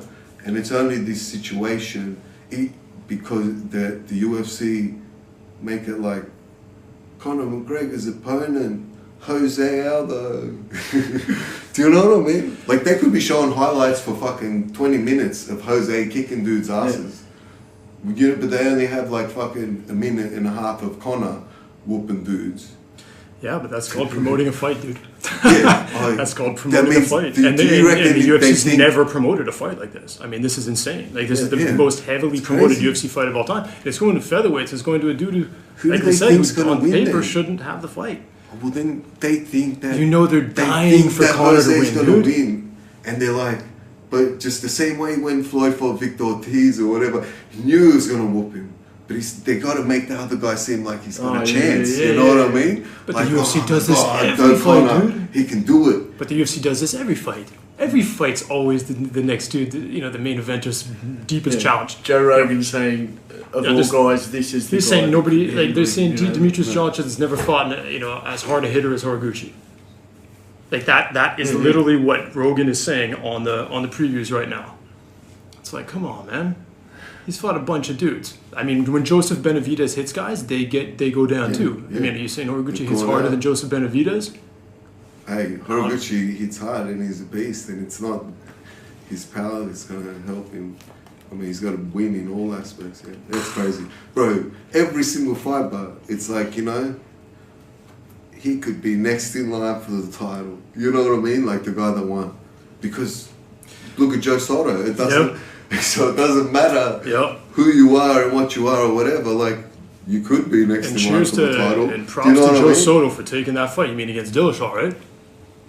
Yeah, bro. Dude, that was... he still went 5 rounds, man. Yeah. You know? See, but yeah, you look at, like, see here, someone like Ian, you know? Like, see, imagine, like, our friend Ian, he's got good leg locks. Yeah. And that's his whole game. Like, I mean, like, not his whole game, but that he's better than everyone at. His specialty, so why not beat him at that? You know what I mean? Yep. And no, I've watched his highlight reel of the nasty. Well, there you go. See? And the thing is, with that puts fear in people, because people don't want their knees jacked up. Like, people don't like the pulse. Nobody wants to fight me. So like, am I going to... should say, white toquinho. Is he gonna change rearrange my DNA? You know what I mean? No, it takes 6 months out. It is a shit thing, because it takes 6 months out of your career, you know? I don't really, I mean, if, you know, people talk about rule changes and stuff, it's like, if those leg locks, like, the knee bars, the ones that shred the knee by the time you tap, that you're already getting surgery, that's not cool, man. But it's because funny. they can. Bro, you just, if you want to take something out, right? Because fighting should be fighting, right? I don't want to take anything out. But I can imagine why some fighters don't like fighting dudes. The back of the head and the spine, you know, if that's supposed to hurt dude seriously and that, it's good that they don't have that. Bro, and if you're saying if you care about people's knees just like I do, then what about John Jones and his fucking knee kicks? Yep. Well, Anderson's oblique kicks. Yep. Man, us rampaging fools an oblique kick. You know what I mean? Like, it's like, no, it's called a kneecap where I'm from. And then so it's like, might as well so use if that was something else, it'd be like 1 warning, 2 warnings, 20 warnings, plus his eye pokes. Man, see, John Jones is such a beast, but now when I think about it, if he ever goes the distance and they refed it fairly, he'd get 20 points taken off him by the end of the fight. Because by the end of the fight, he's already poked him in the eyes like 18 times and kicked him in the knee like fucking 45 times, you know, like, yeah, true. Like, it's not he's an awesome fighter, but he's not. But the craziest thing is too, is the only loss on his record is for those 12-6 elbows against Matt Hassan. And that's just crazy. That's his only loss. And that should be allowed. Of course, that should be allowed. Like, but that's not that elbow, but it's not. That's crazy how his sole loss is from that. That's awesome. But you know, so because they took that away from him, they're like, you know what, bro? We're never gonna take a point off you again. Yeah. You know, like, we gave you a loss on your record for cheating. So now you're allowed to cheat till the end of time. So now, it's done. Brutal, man. Yeah, that's crazy, man. And what's crazy is he doesn't need to do that, but we just keep hitting these points. It's part of people's systems. It's part of their styles. The thing that they do to discourage the other dude, to keep it unpredictable. You know, all these champions, all these guys that have good success, they got tricks, man. How many times has he done it in training? He's done it so many times in fights. That'd be interesting. Gotta ask his teammates how many times you get eye poked. Right? Yeah, well, see, they probably don't even wear small gloves and do that much and stuff like that. Like, I don't even know. Like, see, like, we're crazy out here, you know? Like, we spy, I mean, I don't know. I guess I've seen Jose do it at Nova now, that they spy with the, like, big MMA gloves. And we don't go, like hard, but, like, hard, 100% hard, but we still don't go, like, solid. No, yeah. But I've seen, like, a lot of big gyms, they do everything for precautions to keep everyone safe, you know what how's the injury ratio at PTT? Do you guys stay pretty healthy? I mean, we do. No, man, there's one thing in Thailand, alright.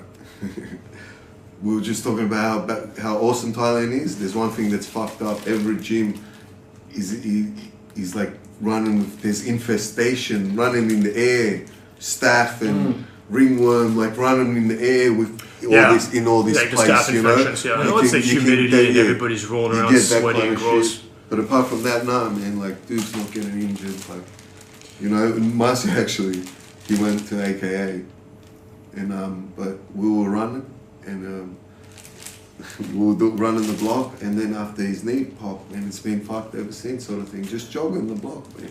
Who was this? Marcio, Okay. the black belt. He's at AKA now. Yep. He was with us before, and we're just running the block with can't remember his name. He's a little tank, man. Like, I was training with him. He fought in World Series. He's gonna fight for the belt now. He won his fight. We're all training together, getting ready for it. Yeah. And and Marcia just, his knee popped out and he's been jacked ever since. Like, it's weird. But yeah, dudes don't get injured in training. Do you think there's more the gyms could be doing to keep staph infection under control? No way. No, there's It's nothing like at all, man. Like, they're mopping them, Yeah. they're cleaning everything all the time, you know. Yeah, I mean, The it thing seems like they're about- all on top. It doesn't the benefit difference- the gym to have this The property. difference, You know what I mean? like the heat and humidity make it right for any kind of that stuff more so than somewhere else. Oh, and the But sheer volume of different people the, too, right? Like, the difference between Thailand and America and Australia and stuff like that. See, other people live where they live, and it's weird. Only fighters do it in Thailand, but I swear, like, every normal dude, you know, people come out on training holidays, and they're like, I'm here for 1 month, I'm gonna train, and then they get stabbed in the first week or whatever, Brutal. and That then sucks, they, man. you know what they do?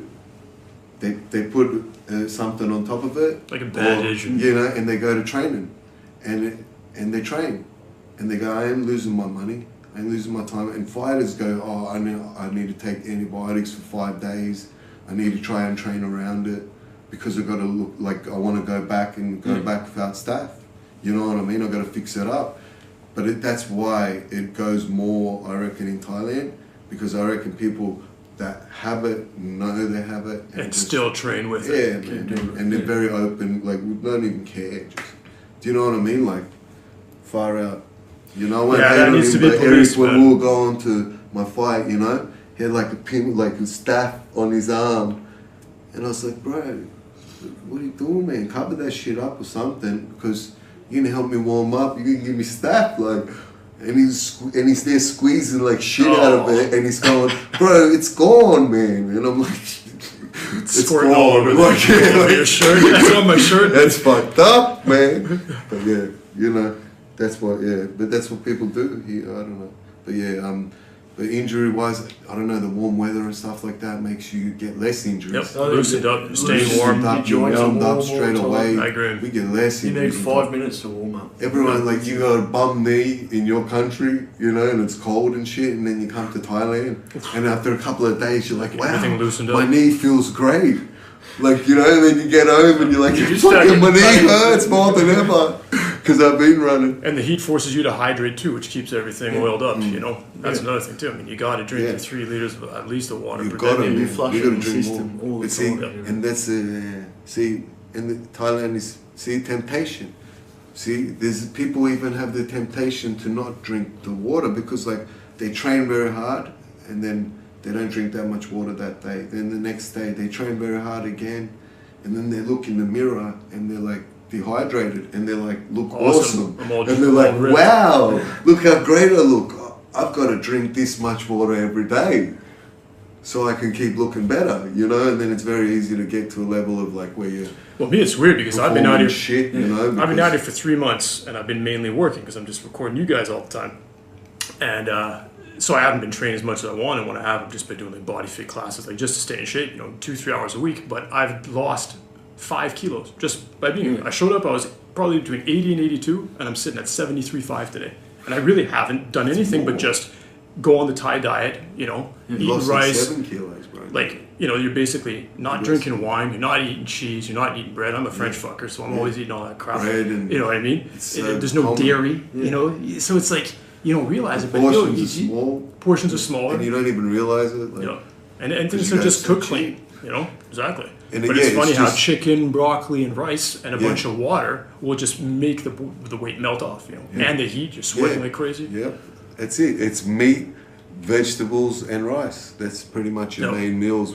If it's Thai food, eh? Like, And anyway, even if you want something else, it's shitty and it's expensive. So why even bother doing it, right? yeah, no, but every time I go back to Oz, the first thing I have, big juicy steak, T-bone, man. You So know? I didn't have You one know of what I those mean? troubles Like there. T-bone steak. Even I could get it here, and it'd probably be delicious or whatever.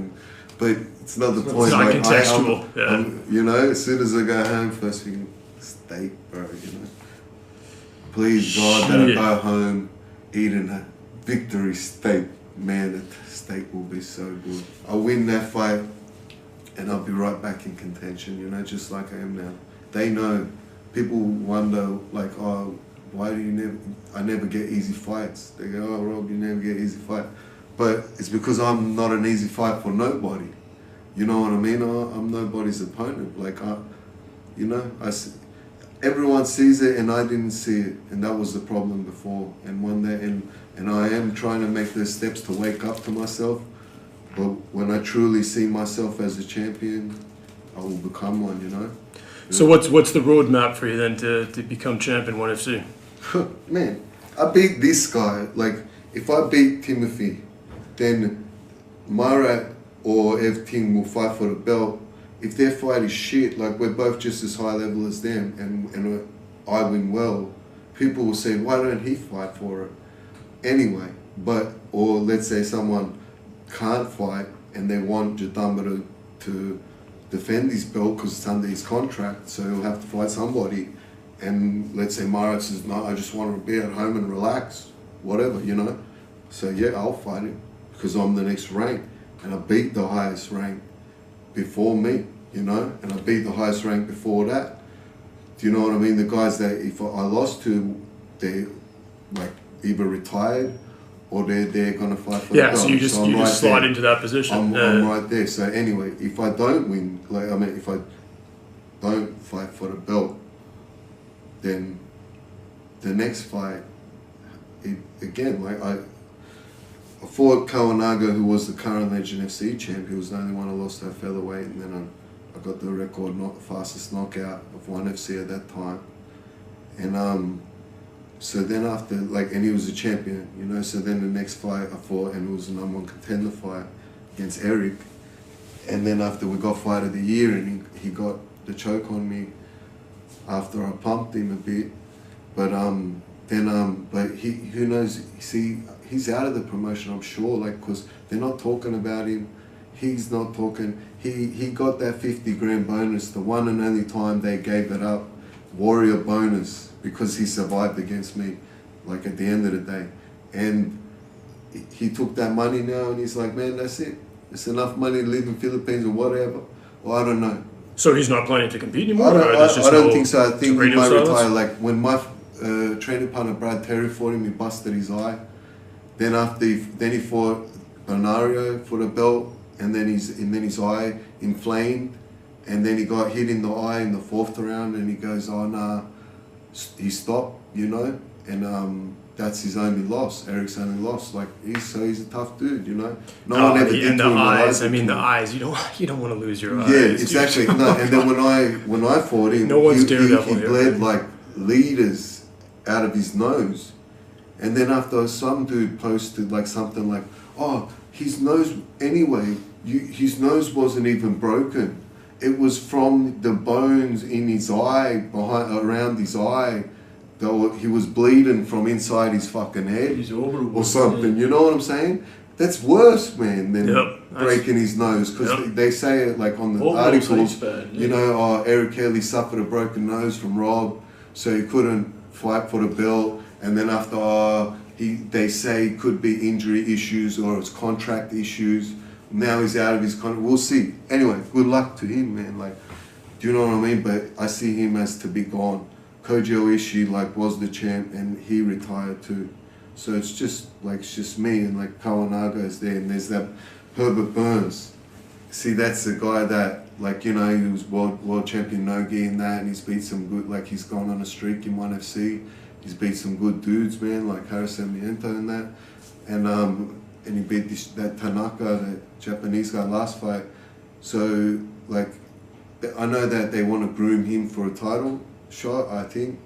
And so if I win this fight, you know, maybe I'll have to fight him. And what, he's a real ground ace or what? Oh man, world champion. He's Gilbert Burns' brother. Gilbert Burns just fought in UFC in Brazil, and he was losing, and then he won. Yeah, that was crazy. Awesome, that was awesome. Yeah, he's world champion no-gi, and that's his brother, and he was world champion no-gi as well. and gi, so he's good on the ground. Of course, you know. So it's like, oh yeah, like see, if I can get through, whoever can win this fight, do you know what I mean? Then maybe fight him first, then fight for the belt, because you know, maybe fight him for #1 contender fight, while Marat fights against Jadamba for the belt on the same card. See, yeah, I see that happening.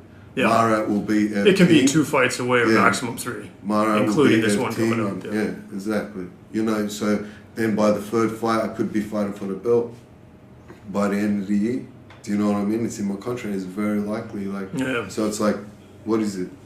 It'd be like 7 months of like hard work and dedication and just taking it serious, because you know that even see in 4 weeks, you can change yourself. Like you can go from out of shape to being in shape. Yep. You can go from being a drug addict to being totally sober. You know, you can do a lot of things in short periods of time, you know. But so yeah, it's a short period of time, and if I knuckle down, you know, I could be champion. And if I'm not, man, it doesn't matter, because like I'm excited to fight. Like I'll be excited to sign a new fat contract with even more money, you know, times by 10. Like, you know, because I'll be in 1FC, you know what I mean? That's it. I clean up 1FC. I'll clean up 1FC, and I'll say, you know, if Connor's a champ, Connor's a bum and he's shit. And then Connor will talk, and then people will talk shit, but it's like, man, so then they'll say, do co-promotion, get these guys fighting these guys. Can't happen. And it can happen if they want to share the money, but UFC says, man, we make enough money. Yep. We don't need, do you know what I mean? So it doesn't matter. Like, it's all part of the game and part of the fight game. And at the end of the day, like, it's, I mean, man, if they ask me, like, if I got a contract, like, I tell them, send me the contract with my name signed. Just tell me the date and the weight, you know? Because, like, if they send me a contract and it said Conor McGregor, I say, see you on the 22nd, Conor McGregor, you know? Like, he ain't no tougher than me than this Timothy, you know, nasty, you know what I mean? Nastayukin, you know? So, yeah, like, yeah, Josh is in the same boat. He's in the... Well, Josh, I mean, what's next for you? I mean, how are you lining up your fights? I mean, obviously, you know, the only one that I know is next is Brace FC's, what is it, semi? Yeah, Brace is a promotion in Australia, Brace for War, and they're one of they're in the 1FC circle family, or whatever like, it is, affiliates. So he's in a tournament. Yeah, so I won the first round. Okay. And then it was a bit rusty, and copped a few hits, but it was a good fight. The beard held up. So it was, so you won the fight, you got a fight at night, you advanced to the second round. When does that take place? August, September. Okay. So hopefully I want to get something else before then, and then win that, fight the final, win that, and then from there you get a 1FC move contract. around here. Okay. Okay, that's official. Yeah, well, that's what happened to Martin. Especially if you put on you win fights, the, you know. yeah, that's very cool. We've talked about this. I didn't realize that was a stipulation. That, you know, that you win the Brace belt, and then you get a 1FC contract, and then after they'll do another. That's great. This gives you a real solid objective to work towards, man. Same thing. That's measurable. That's cool. Yeah. You know? It's cool, that's it. Same thing, man. Like. And it seems like they're spaced out enough. It's not like Bellator where they're trying to make you fight every 3 weeks and then just get... No, because, this is like, they've got to get the other quarterfinals done. Okay. That's true, Yeah, that's so there'll be like another event. Okay. See, because what's better, Like, see how they say, look, would you rather make... Because, if you win the Bellator tournament, they used to have, how much was it? Like, you'd win like 100K or something. Yeah, I think it was 100K. Yeah, so but all up, because the first fight you'd get 10 and 10, second fight... Yeah, you're still getting paid for all your fights. 25 and 25 or something, and then the third fight, 100. It wasn't sustainable, though. No, but see, the thing is, if someone tells you, all right, you can make 100 grand in 3 months, or you could make 100 grand in 3 fights in 1 year, what would you rather do, Do the 1 year? Well, I mean, it depends how much you need that dough and how quick you want it. You know? But then at the end of the day, true. Because the guy could still gun for the 100K in 3 months and then still have 9 months left to get in other fights and make some more dough. Yeah, no, but or you could get that 100K and fucking go on holidays for 9 months. Do you know what I'm saying? Sure, some of Because them did. it's the exact same thing, eh? Like, why would? But no, but they can't, because then they were getting the title shots. You know, No, that was the thing. they If do you the win the tournament, tournament, like- then you get the title shot against the division Yeah, champ. yeah, So they yeah. couldn't bounce for it. And Like, then you would get. That's how fucked up Bellator is. See, I mean, that was back then, you know. That's why, like, I know, like, they offered me a contract, and UFC. I was talking to UFC. They were gonna sign me, and ONE FC, and I chose ONE FC. But Bellator was like, we'll give you 1,750 towards flights. So if you want to pay for cornerman or the extra, you got to pay yourself. That's why we get guys from America in that. They go, we'll give you more than we give other guys for out of tournament fights. And then after they said, oh, but we want him in the tournament. So in the tournament you do that, you know, like. And then I thought about it, and like I said, see, yeah, I thought I would rather try to make 100 grand a year, you know, like that's how I thought. The yeah, same but I thing, mean, you got a family too, and No. you want to be in the Man, States. And the weirdest thing, I man, mean- what makes Bellator shit was the guy who won the tournament, right? You fight for the belt for 10 and 10. Yeah. Well, it's a you tournament play belt, right? the tournament, you go up to a stage where you're on 25 and 25, then you either win 50 grand or you win 100 grand for the final. And then you fight for you the go and belt for fight the 10. champion who like, you know, you could fight 3 bums for all you know. Like, they could have a shitty tournament. Yeah. And it's because they don't know. Like, it's just names. They're throwing out names and they think this guy's all right, and they're not that good, you know? Yeah, and then after you fight the champ, like someone who's legitimately really tough, and you get 10 and 10.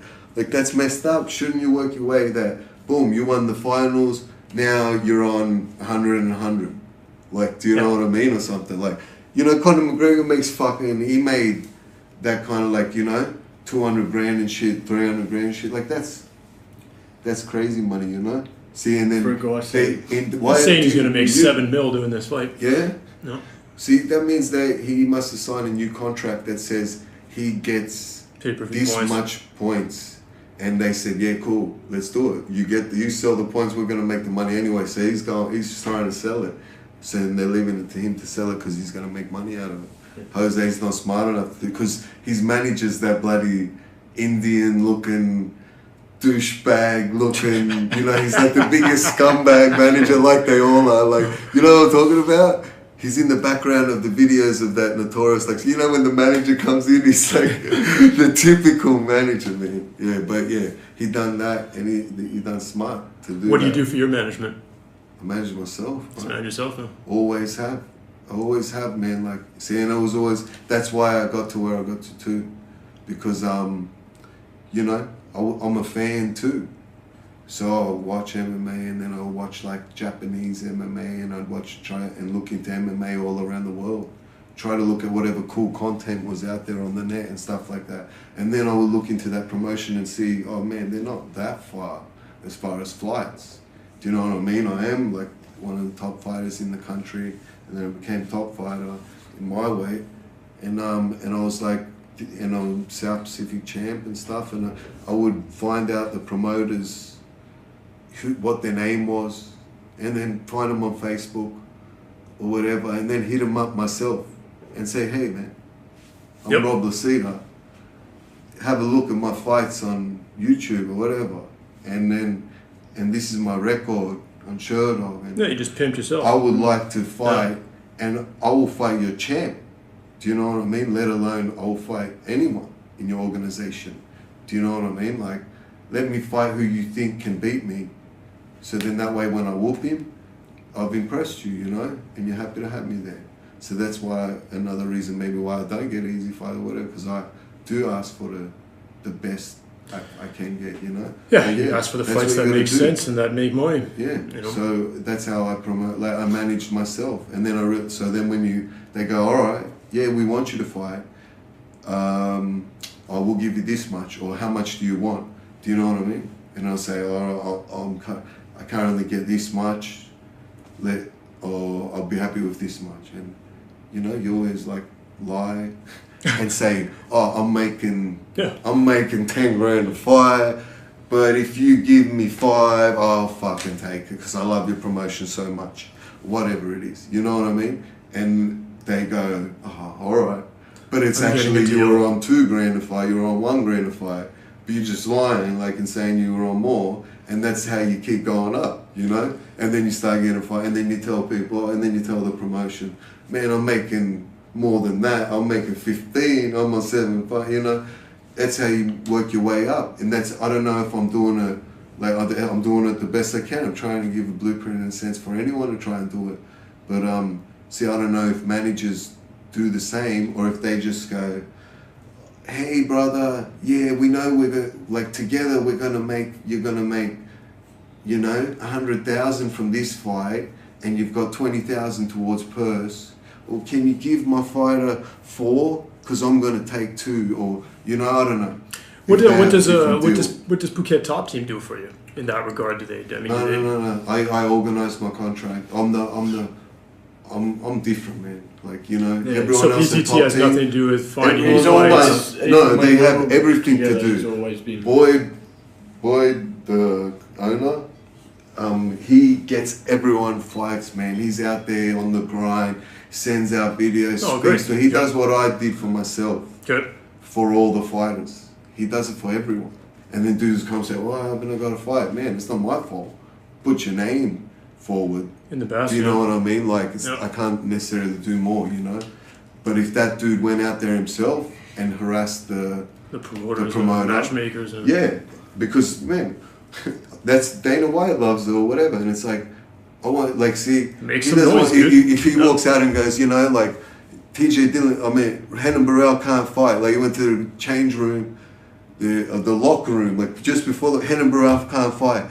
Who wants to fight? And Joe Soto stood up and went, me, you know? And, you know, it doesn't matter if those other guys, like, ranked above him, standing around, like, sitting around, like, Dana probably would have said, you're fighting him. Do you know what I mean? Hungry. Like, yeah, you know? So it's like, props to him, man. Every dude has had to do it, and that's how you got to do it. And if you don't do it, then why are you doing it? What that mean? Are you trying to use people and you trying to get money and just go along? So, but every fighter, like, has to say, I want the belt. I want the champ. I want to fight the champion. Because if champion is like another dude, except he has a prize too that comes with it. You know what I mean? Like, if you don't, like, you just, and every dude you look at GSP, right? But see, and then to do it, you get put in the class of being, like, cocky and arrogant, right? But everyone that does it and wins ends up fighting for the belt. The people that don't do it might fight for the belt one day after fucking 20 wins or whatever, right? After the prime is passed. Yeah, you know what I mean? But the guy that says, I want to fight for the belt, they say, look at this cocky bastard. And then he fights for the belt. Like George St. Pierre, you know? Yep. I'm not impressed by your performance. And do the make on his waist, you know? Like how he's got the belt around his waist. Like, give me the belt. And then as soon as he wins the belt, oh, I'm scared. He's the second best fighter in the world, and I will, like, I just must win. I must, like, oh, and then he's Mr. Like, I love him, but it's like, oh, he's Mr. Humble now. Yeah. See, that's what I realized. For human beings, man, like, can say, like, see, look, if I say this soundbite and then I have to walk away and people, that's all they hear. Yeah, I'm a humble, modest man that only cares about his family. And doesn't put asses in seats, dude. No, and walk away right now. You know, people will think of Rob Lisita. He's a humble, modest man that only cares about his family. Do you know what I mean? Like, people don't believe what you tell them. Do you know what I'm saying? Like, people believe what you tell them. You know, Manny Pacquiao says, yes, I'm humble. I love the Philippines. And then when they film him in the gym, he's like, boom, I'm gonna knock him out. I go, I said yes to all his claims because, when someone before death penalty, before they get death sentence, their last meal, you give them any meal they want. That's what I've done with Floyd. You know what I mean? So yeah, I'm gonna murder him. Like everyone, like he's confident in the fact that he's gonna win. So, and then after everyone's like, like so humble. And then Floyd's there. I don't know. So like I said, racist because he's black and he's there going, 47-0. Hard work, dedication. And then after people are saying, look at this fucking bastard, he thinks he's awesome. Like, do you know what I mean? It's like, I don't know, man. He's supposed to be doing, but they should. They should do movies about, they should do episodes about Roger Mayweather because, man, when Floyd hits pads, Roger throws more punches than Floyd. Floyd just sticks his hands out and Roger's just there slapping away, slapping his shoulders, making him slip punches and shit, going over his head and then man. Roger works hard, man, and that's why Roger doesn't do pads like that with anyone else, because he's like, man, I'm tired, man. I'm still doing Floyd. It's aerobics. I'm tired, bro, So Josh, does PTT have anything involved with you in your fights? I mean, when you go back, are you affiliated with PhuketTopTeam, or you just come here to tune up? I represented Lions Den and Top Team for the first fight, and then I'm yet to speak to Boyd about sponsorship, but it seems to be on the cards. So. Okay. Yeah, I represent Top Team. I'm probably the longest run fighter sort of styles. Yeah, to be there, And how long you been there for? Open. 3 years back and forth, man. And I always stayed loyal to Top Team because it is my team. Boyd's my friend, and they treat me like family. And when I'm there in the gym, I try to help make an atmosphere that we are family. We go in the fights alone, but you can't do it alone. You can't become good alone. See, anyone can teach you any technique, but it's like the actual sparring, the execution part, execution makes you good. That's what makes you, steel sharpens steel, as they say, and all that stuff. But so we need to help each other. You know what I mean? And don't break your toys, and don't try to make dramas. It ain't the Ultimate Fighter or whatever. There ain't no dramas. They're training because that's my escape. You know what I mean? The serenity needs to be there because the madness is all around. Right? That's it. The guy that wants to punch you in the face and cause you physical harm, he probably cares. He gives you less hassles than anyone else in the world. But that's why it's a cool sport, and Top Team's a cool place, and it's. It has a lot of fighters there right now, good fighters, and it's very much a featherweight gym now. Who are some of the highlights for you training out at PhuketTopTeam right now? Right now, Thiago Tavares took the MMA drilling thing or whatever. Thiago Tavares has been there for I saw Born Lee. That's right. I said I'm going to put Born Lee on. Born Lee's there. But, Jay-Z, was there. There's a lot of fighters, man, a lot. From around the world. But Ian Whistle is my boy. And they all become brothers. The ones that become brothers I like more than the famous names.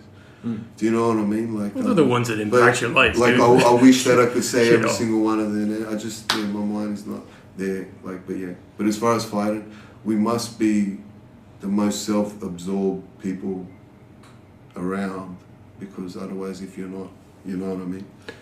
Yeah, you need to have. You're not going to be the you need to be somewhat an alien level of confidence in yourself. And with that, and you need to sacrifice other things for yourself a lot of times. Yep, absolutely. And that's why. And I got 3 daughters, and I got a beautiful wife, and I got a family. So I'm a father too. And I it's a lot to juggle. It's a lot to juggle, man. But see, I got a good wife that looks after my kids, but like a good mom does. But at the end of the day, no, my children is my reward. To have a wife that's there for me, to feed me and love me is a reward, and to be a professional mixed martial artist is a reward.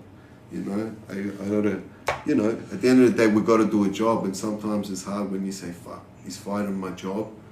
If it's my job, no one ever likes their job. So you end up saying, I hate there's this always shit, parts of our job that we don't like. Yeah, but you clearly like your jobs, guys. Yeah, exactly. So we got to realize, you got to do a job no matter what it is. Yeah. But yeah, fighting, I'll do it for free. Yeah. Like in an easy state. That's what if makes I it have so to. good. You don't have You to know think what I mean? about work, you know? Yeah. Because this isn't work. Like, going to spar isn't work. It's like... Well, like you said, I you used do to it pay for regardless. this shit. You're doing it regardless. But I would not. No, I would. But to be honest, like say, I'll let someone else do. But yeah, you know, if you sign a contract to be a prize fighter, then you fight for a prize, you know.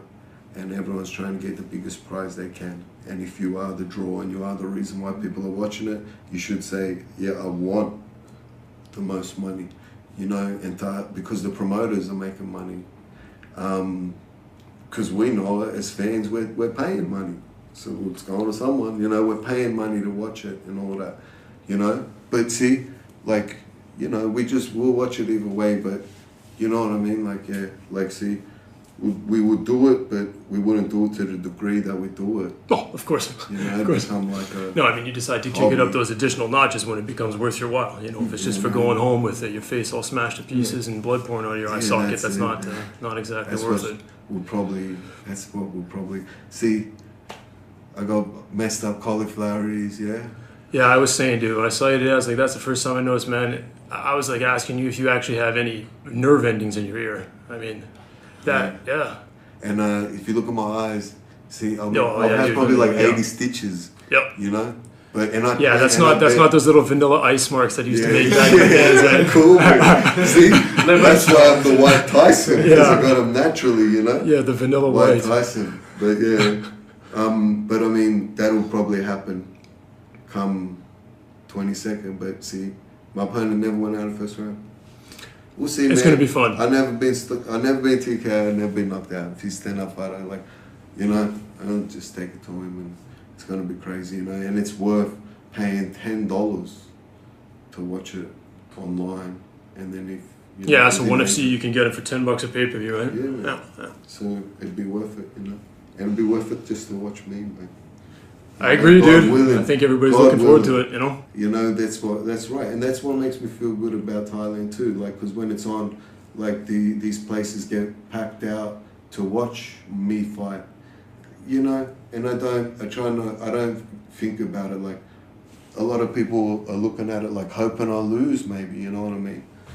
And the weird reason is because I'm just like them. I'm here on the road, I'm training, I'm a normal dude. I got a family even. You got your haters, you got your lovers. You know what I mean? And then it's like, why is he there? Why is he the guy on the poster? I don't know, because fucking God gave me, you know, good chin, big fist, and fucking balls. You know? Balls to go for it, mate, you know?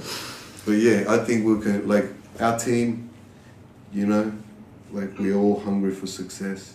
And I see, like, I don't know, it just came to me, like, or someone said it, or that I see, like, a lot of future champions in our team. And if we keep it what it's going right now, you know, the guys that are there, you know. Well, it's cool, I mean, because they got your presence in, you know, in ONE FC, they got Ian's in the UFC. I mean, that's great already that you're tuning into the big shows and you're hearing fighting out a Phuket top team, bam, you know, that adds a lot. Guys know that if they're coming to Thailand and they want to do a training camp, like, I'm not dissing on the other ones. Like, see, if it's out of choice, like, fighters always, they go to PhuketTopTeam for training camp. Like, they'll go to Tiger because they offer them this and this and that and that. Do you know what I mean? They'll go to AK because they'll offer them this and that. I'm not taking all the fighters that are there are cool guys and they're fighters or whatever. Like, you know, they're good dudes. I don't have problems with anyone. Like, they're all friends. We're all brothers in this game. But they all choose top team. Like, so that's credit to us. And they, like, you know, it makes me feel proud that you make your loved ones proud and your haters jealous. And I guess that's what Floyd's doing. You know what I mean? He's trying to make his haters, like, for instead to get inspired by what he's got, they get angry. They get negative energy out of it. They get angry. Man, just, you that's know a what I mean? different level So of winning. it's weird, you know what I mean? It's a different like, level of winning, man. Like, engineered to win, man. Yeah. As we said earlier. Yeah, and it's hard, like, because some people's lives are just to troll people too, you know, so... Yeah, we'll see how far they get, right? Yeah, exactly. See, and as far as, like, we're not no Floyd Mayweathers and that, so we gotta be active in social media and that. Yep. So we've got to see what is being said about us and stuff like that. See, so. But the best thing, Rob, is that something is being said about you. Yeah. Indifference, that's the worst possible thing for somebody who's an entertainer. And, entertainment's part of what you guys do, and you're very aware of it. You both have entertaining styles. We have fighters. You both can talk, you both got stories, all that, it adds a lot. And doing stuff like this, doing podcasts where you can actually just voice that to people, it gives an entirely different insight into who you are. There's a lot more. We all know each other, Yep. Yeah. That's right. Well, listen, man, I think we could we could do this a while. I say we wrap up this segment, man, and before I leave, I'll try to get you guys in here. I'm going to be back, and we'll do round two. Maybe we can get you, right before your fight, or I guess this is pretty much right before your fight. Nah, man, I got ages, bro. I'm going to Philippines, and the fight's this week. It's 2 weeks. Philippines. Yeah, it's a month from now. And then I fight 4 weeks after that, so 4 weeks from Friday. I got 4 weeks of training camp left. Man, I think I'm beast now. I'm planning to be. Yeah, because like you said, you can get a lot done in 4 weeks. Yeah, man, that's it. And my biggest opponent is my mind, man, and I will beat myself, and I will beat everyone else, man, after that. On that note, dude, Rob Lisita, man. thank you for coming in. Josh Major Payne. Thank you. This was the Trash Talk MMA podcast. I'm your host, Antoine Pelletier, with my guest, Rob Lisita, fighting for 1FC, and Josh Payne taking over Brace for War in August. All right, guys, we're out of here. Peace. I don't want to hear it! Thanks for listening to the Trash Talk MMA podcast. Be sure to visit trashtalkmma.com. On my face, behind my back, and talk trash. And don't forget to follow Antoine on Twitter at Trash Talk MMA. That's what you said. Let us know you're listening. Who the fuck said shit? Use hashtag Trash Talk MMA.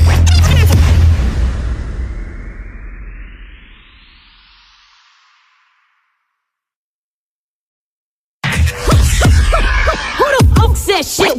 Welcome to Trash Talk MMA, On my face, behind my back, and talk trash. the #1 podcast for news and insight that matters in the world of mixed martial arts. I don't want to hear it! Brought to you live and unfiltered from all four corners of the globe That's what you said. by MMA aficionado Antoine Pelletier. Yo, welcome to the Trash Talk MMA podcast. I'm your host, Antoine Pelletier, and today I have two special guests on the show, fighting out of PhuketTopTeam, Rob Lisita and Josh Major Payne. What's going on? Ruthless Rob Lisita. Ruthless. Get those nicknames in there, man. What's going Bobby on, guys? Bart, the White Tyson, AKA. the White Sonny Chiba. The White Tyson. Yeah, man, I got that yesterday. From who? We had a photo. I've said it before, but we took someone a said photo after training, after sparring, Okay. and some English dude commented, "Man, that guy on the right looks like White Tyson." And then my training partner said, "Yeah, man, and he hits like him too, bro." And I looked at my wife and said, "Damn, yeah, White Tyson sounds about right." But don't forget Bobby Bart. You know who started following me yesterday on Instagram, boys? See, Bobby Bart. That's Bobby Bart. I How'd made you get up that name? word. All right, I got a whole bunch of Bart after I fought, and I go, man, they call Floyd Money May. They should call me Bobby Bart. Yeah, so for anybody who doesn't know, baht is the currency in Thailand. Bart is the Listeners from all currency over in the place. Thailand. My name's Robert, and a train like Bobby is another way like of saying RZA it. and Bobby Digital. So I said Bobby Bart, and I started getting followed yesterday by the Hawaiian Bobby Bart, the White Sonny Chiba. I mean, and I was like, wow, man, that's pretty cool. Like, this guy stole my identity. Like, that's pretty awesome. Because there's only one Bobby Bart in the world, so he must be, He must be have following me and getting inspiration by me before he leaves the door. And He said that's Phuket awesome, dreaming man. and some stuff, I get yeah. inspiration from fighters and So you two go way back, right? way back years, man. Like, we trained together in Australia Okay. years and years ago. I met him when he had one fight on another show, when he fought Glenn Taylor, and then after that he fought on late notice on CFC, which was a organisation my trainer would run. Okay. And it was the biggest promotion in Australia. At that stage it was the biggest promotion, and I wasn't fighting that time. I think I got injured or sick or something, and I was helping out the back, and just like, it was just chilled, just relaxed, sort of like my style, like just Yeah, I'm going to fight. Yeah, no worries. Go to fight on. Do you need anything? Do you know? No, I'm alright. What about it? And I said, look, if you do come here and you do take it seriously, you can use Thailand for the right reasons. Because here, see, back at home, us being fighters, everyone tells us, why don't you go get a real job? Why don't you do something? What are you doing? Oh, you're an idiot. You're a knucklehead. Yeah, that's it. Yeah. Here you're it's an part of athlete. culture. You're a sportsman. You're an athlete. And it's a job. You're an icon. I mean, that's what 70-80% of males probably aspire to in this country. Right now, becoming ladyboys or Thai fighters, right? That's it, exactly right. Choose your side of the coin, dude. Exactly right now we're right. making memories as opposed to making money and doing fuck all with it. You know? Yep. And, that's it. Like Thailand, back at home, that was the biggest thing for us because we had good training. But it was just us Aussies, and we never knew, man, what happens how good are these international guys? You need to mix it up. We never knew. So then when I came out here, I would spar with Americans and Russians and Koreans and Japanese and Brazilians and I got to see, and then high level fighters, UFC fighters and whatever it was, and I realized that, wow, I actually can compete with any of these guys, and I can be better than any of these guys, and it was good. So here, like the opportunity, if you want to train 6 hours a day, which is, I don't recommend it for anyone, but if you want to, you can. Back at home, we're lucky to train an hour in the evening. Well, too many distractions to it. It's a public class, you've got to work. He had to travel, I've got to travel 50 k's each way. He was travelling half of Sydney. I mean, there's just this whole ecosystem where we're at here. That's right, that's right. 20 seconds from training, lazy, but if I get to training, I'll work, you know what I mean? So that's why I'm in Thailand, and why I've stayed is because I won fights, I should have been pretty much 8-0 at featherweight before my last 2 fights, but they gave Kawanago the decision when we fought for the Legend FC belt, and then I rematched him and knocked him out in 28 seconds. And so it's a good thing being in Thailand, and then especially when my friends come over and stuff like that, that makes it better. I mean, Thailand's cool, man. Like, I like Thailand and Thai culture and Thai people too. I think Thailand actually boosted my confidence. Like he says, we always train together, but you never really know how you'd go against other guys, And that's an interesting thing that we can even talk on because, earlier before we were just shooting the shit downstairs, but we talked about, how, for example, like the Japanese struggle in the UFC. And these are, the Japanese have been fighting MMA since the dawn of time. They're generally my favourite. Yeah. Was about to fight the top, he was like number 3. That was you fucking welterweight. Hardly wrapped your hands. Yeah, I I'm didn't like, you gonna wrap your hands? No, I'm alright. Unnecessary. And then he went out. Leather nuts. They say, Hawaiian said just scrap, and me and Josh say just punch on. Yeah. That's just our punch on. saying. Now, you guys have also invented another local term. Isn't you guys that came up with the soy dogs thing? So that's right. So you got tapped for it? Do you have one too? His is on the back. All right. So what does soy dogs represent? Well, I don't know, man. Like a while ago, I think Boyd hashtagged it or something. Okay. And I don't know, because I would have had to. I seen it somewhere. I know that, and then it just ingrained in my head, I guess. And then they were shooting for that Phuket Dreaming series, and then while I was running, they were filming me, and I was talking shit while I was running, and then I was running with rats, running with soy dogs, and then after they called the episode "Running with Soy Dogs," in that episode, I spoke a lot about sort of why I'm here in Thailand and why I'm not in Australia and the opportunities I got in Asia. And I've been speaking to Josh for a long time, and he goes, man, I watched that. After watching that, I said, fuck it. That was like I'm the going. final inspiration. Yeah. So we were out here and we were with a friend at a tattoo shop, one of my sponsors, Celebrity Ink, the best tattooist in Asia. And Whoop, whoop. whoop whoop. And they go, do you want a tattoo? Yeah, I was awesome too. If you want bamboo, and they go, you want a tattoo, boys? Like a friend of ours said, you want a tattoo? And then after I said yeah, and then what should we get? And then after he goes, what about soy dogs? And I was like, man, if you want it. Yeah, because I was thinking like soy kings, like Latin kings, you know what I mean? So like for people who don't know, again, just like the bot thing, soy means street here. Soy means street. Street, alley. And what's crazy is there is a whole bunch. We were just talking about them before. There's all these fucking stray dogs all over the place, man. Dogs. And they're all haggard and mangy. And he had to put it, you know, when I sent that message, crazy. they're like nice to you. They're nice to you if you're nice to them. If you're bad to them, they'll probably be a bit of a cunt to you. And chances are they'll take anything that's not bolted down. I would tell you, man, I went to Moscow 10 years ago, and I was staying kind of outside of the center part of the city, and I remember walking with a buddy through this field of grass, and all of a sudden we saw movement in the grass, and there was a whole pack of rotten dogs. I swear these things look like Resident Evil dogs. Oh, with like crusty bits and no, shit. like, you know, the cheeks all jumped out, and they all had like 75 nipples dripping off the bottom. What the hell? Oh, there's one out there. And we're sitting there Like hauling our luggage through this friggin', I don't even know why there was a big bunch of grass in the middle of this in the town like that. We're looking for a hotel. And I swear we started getting followed by a pack of dogs. And then I started asking people, like, what's up with these dogs? Somebody needs to kill these things. And they're like, dude, you don't even understand. Somebody did a documentary on these dogs in Moscow. They actually know how to get on and use the metro. They know how to use the fucking metro in Moscow. And these dogs, they know where to go for feeding sessions in different parts of town, and they'll walk into them. Can you imagine you're in the metro and a pack of Resident Evil dogs show up, and you're like... Even some of the Thai soy dogs, they're quite smart, dude. Like, but you don't want to get bitten by these things, man. I would never have believed that until I came here, because here, man, you go to 7-Eleven, and in the middle of the 7-Eleven is a dog just laying down. Yeah.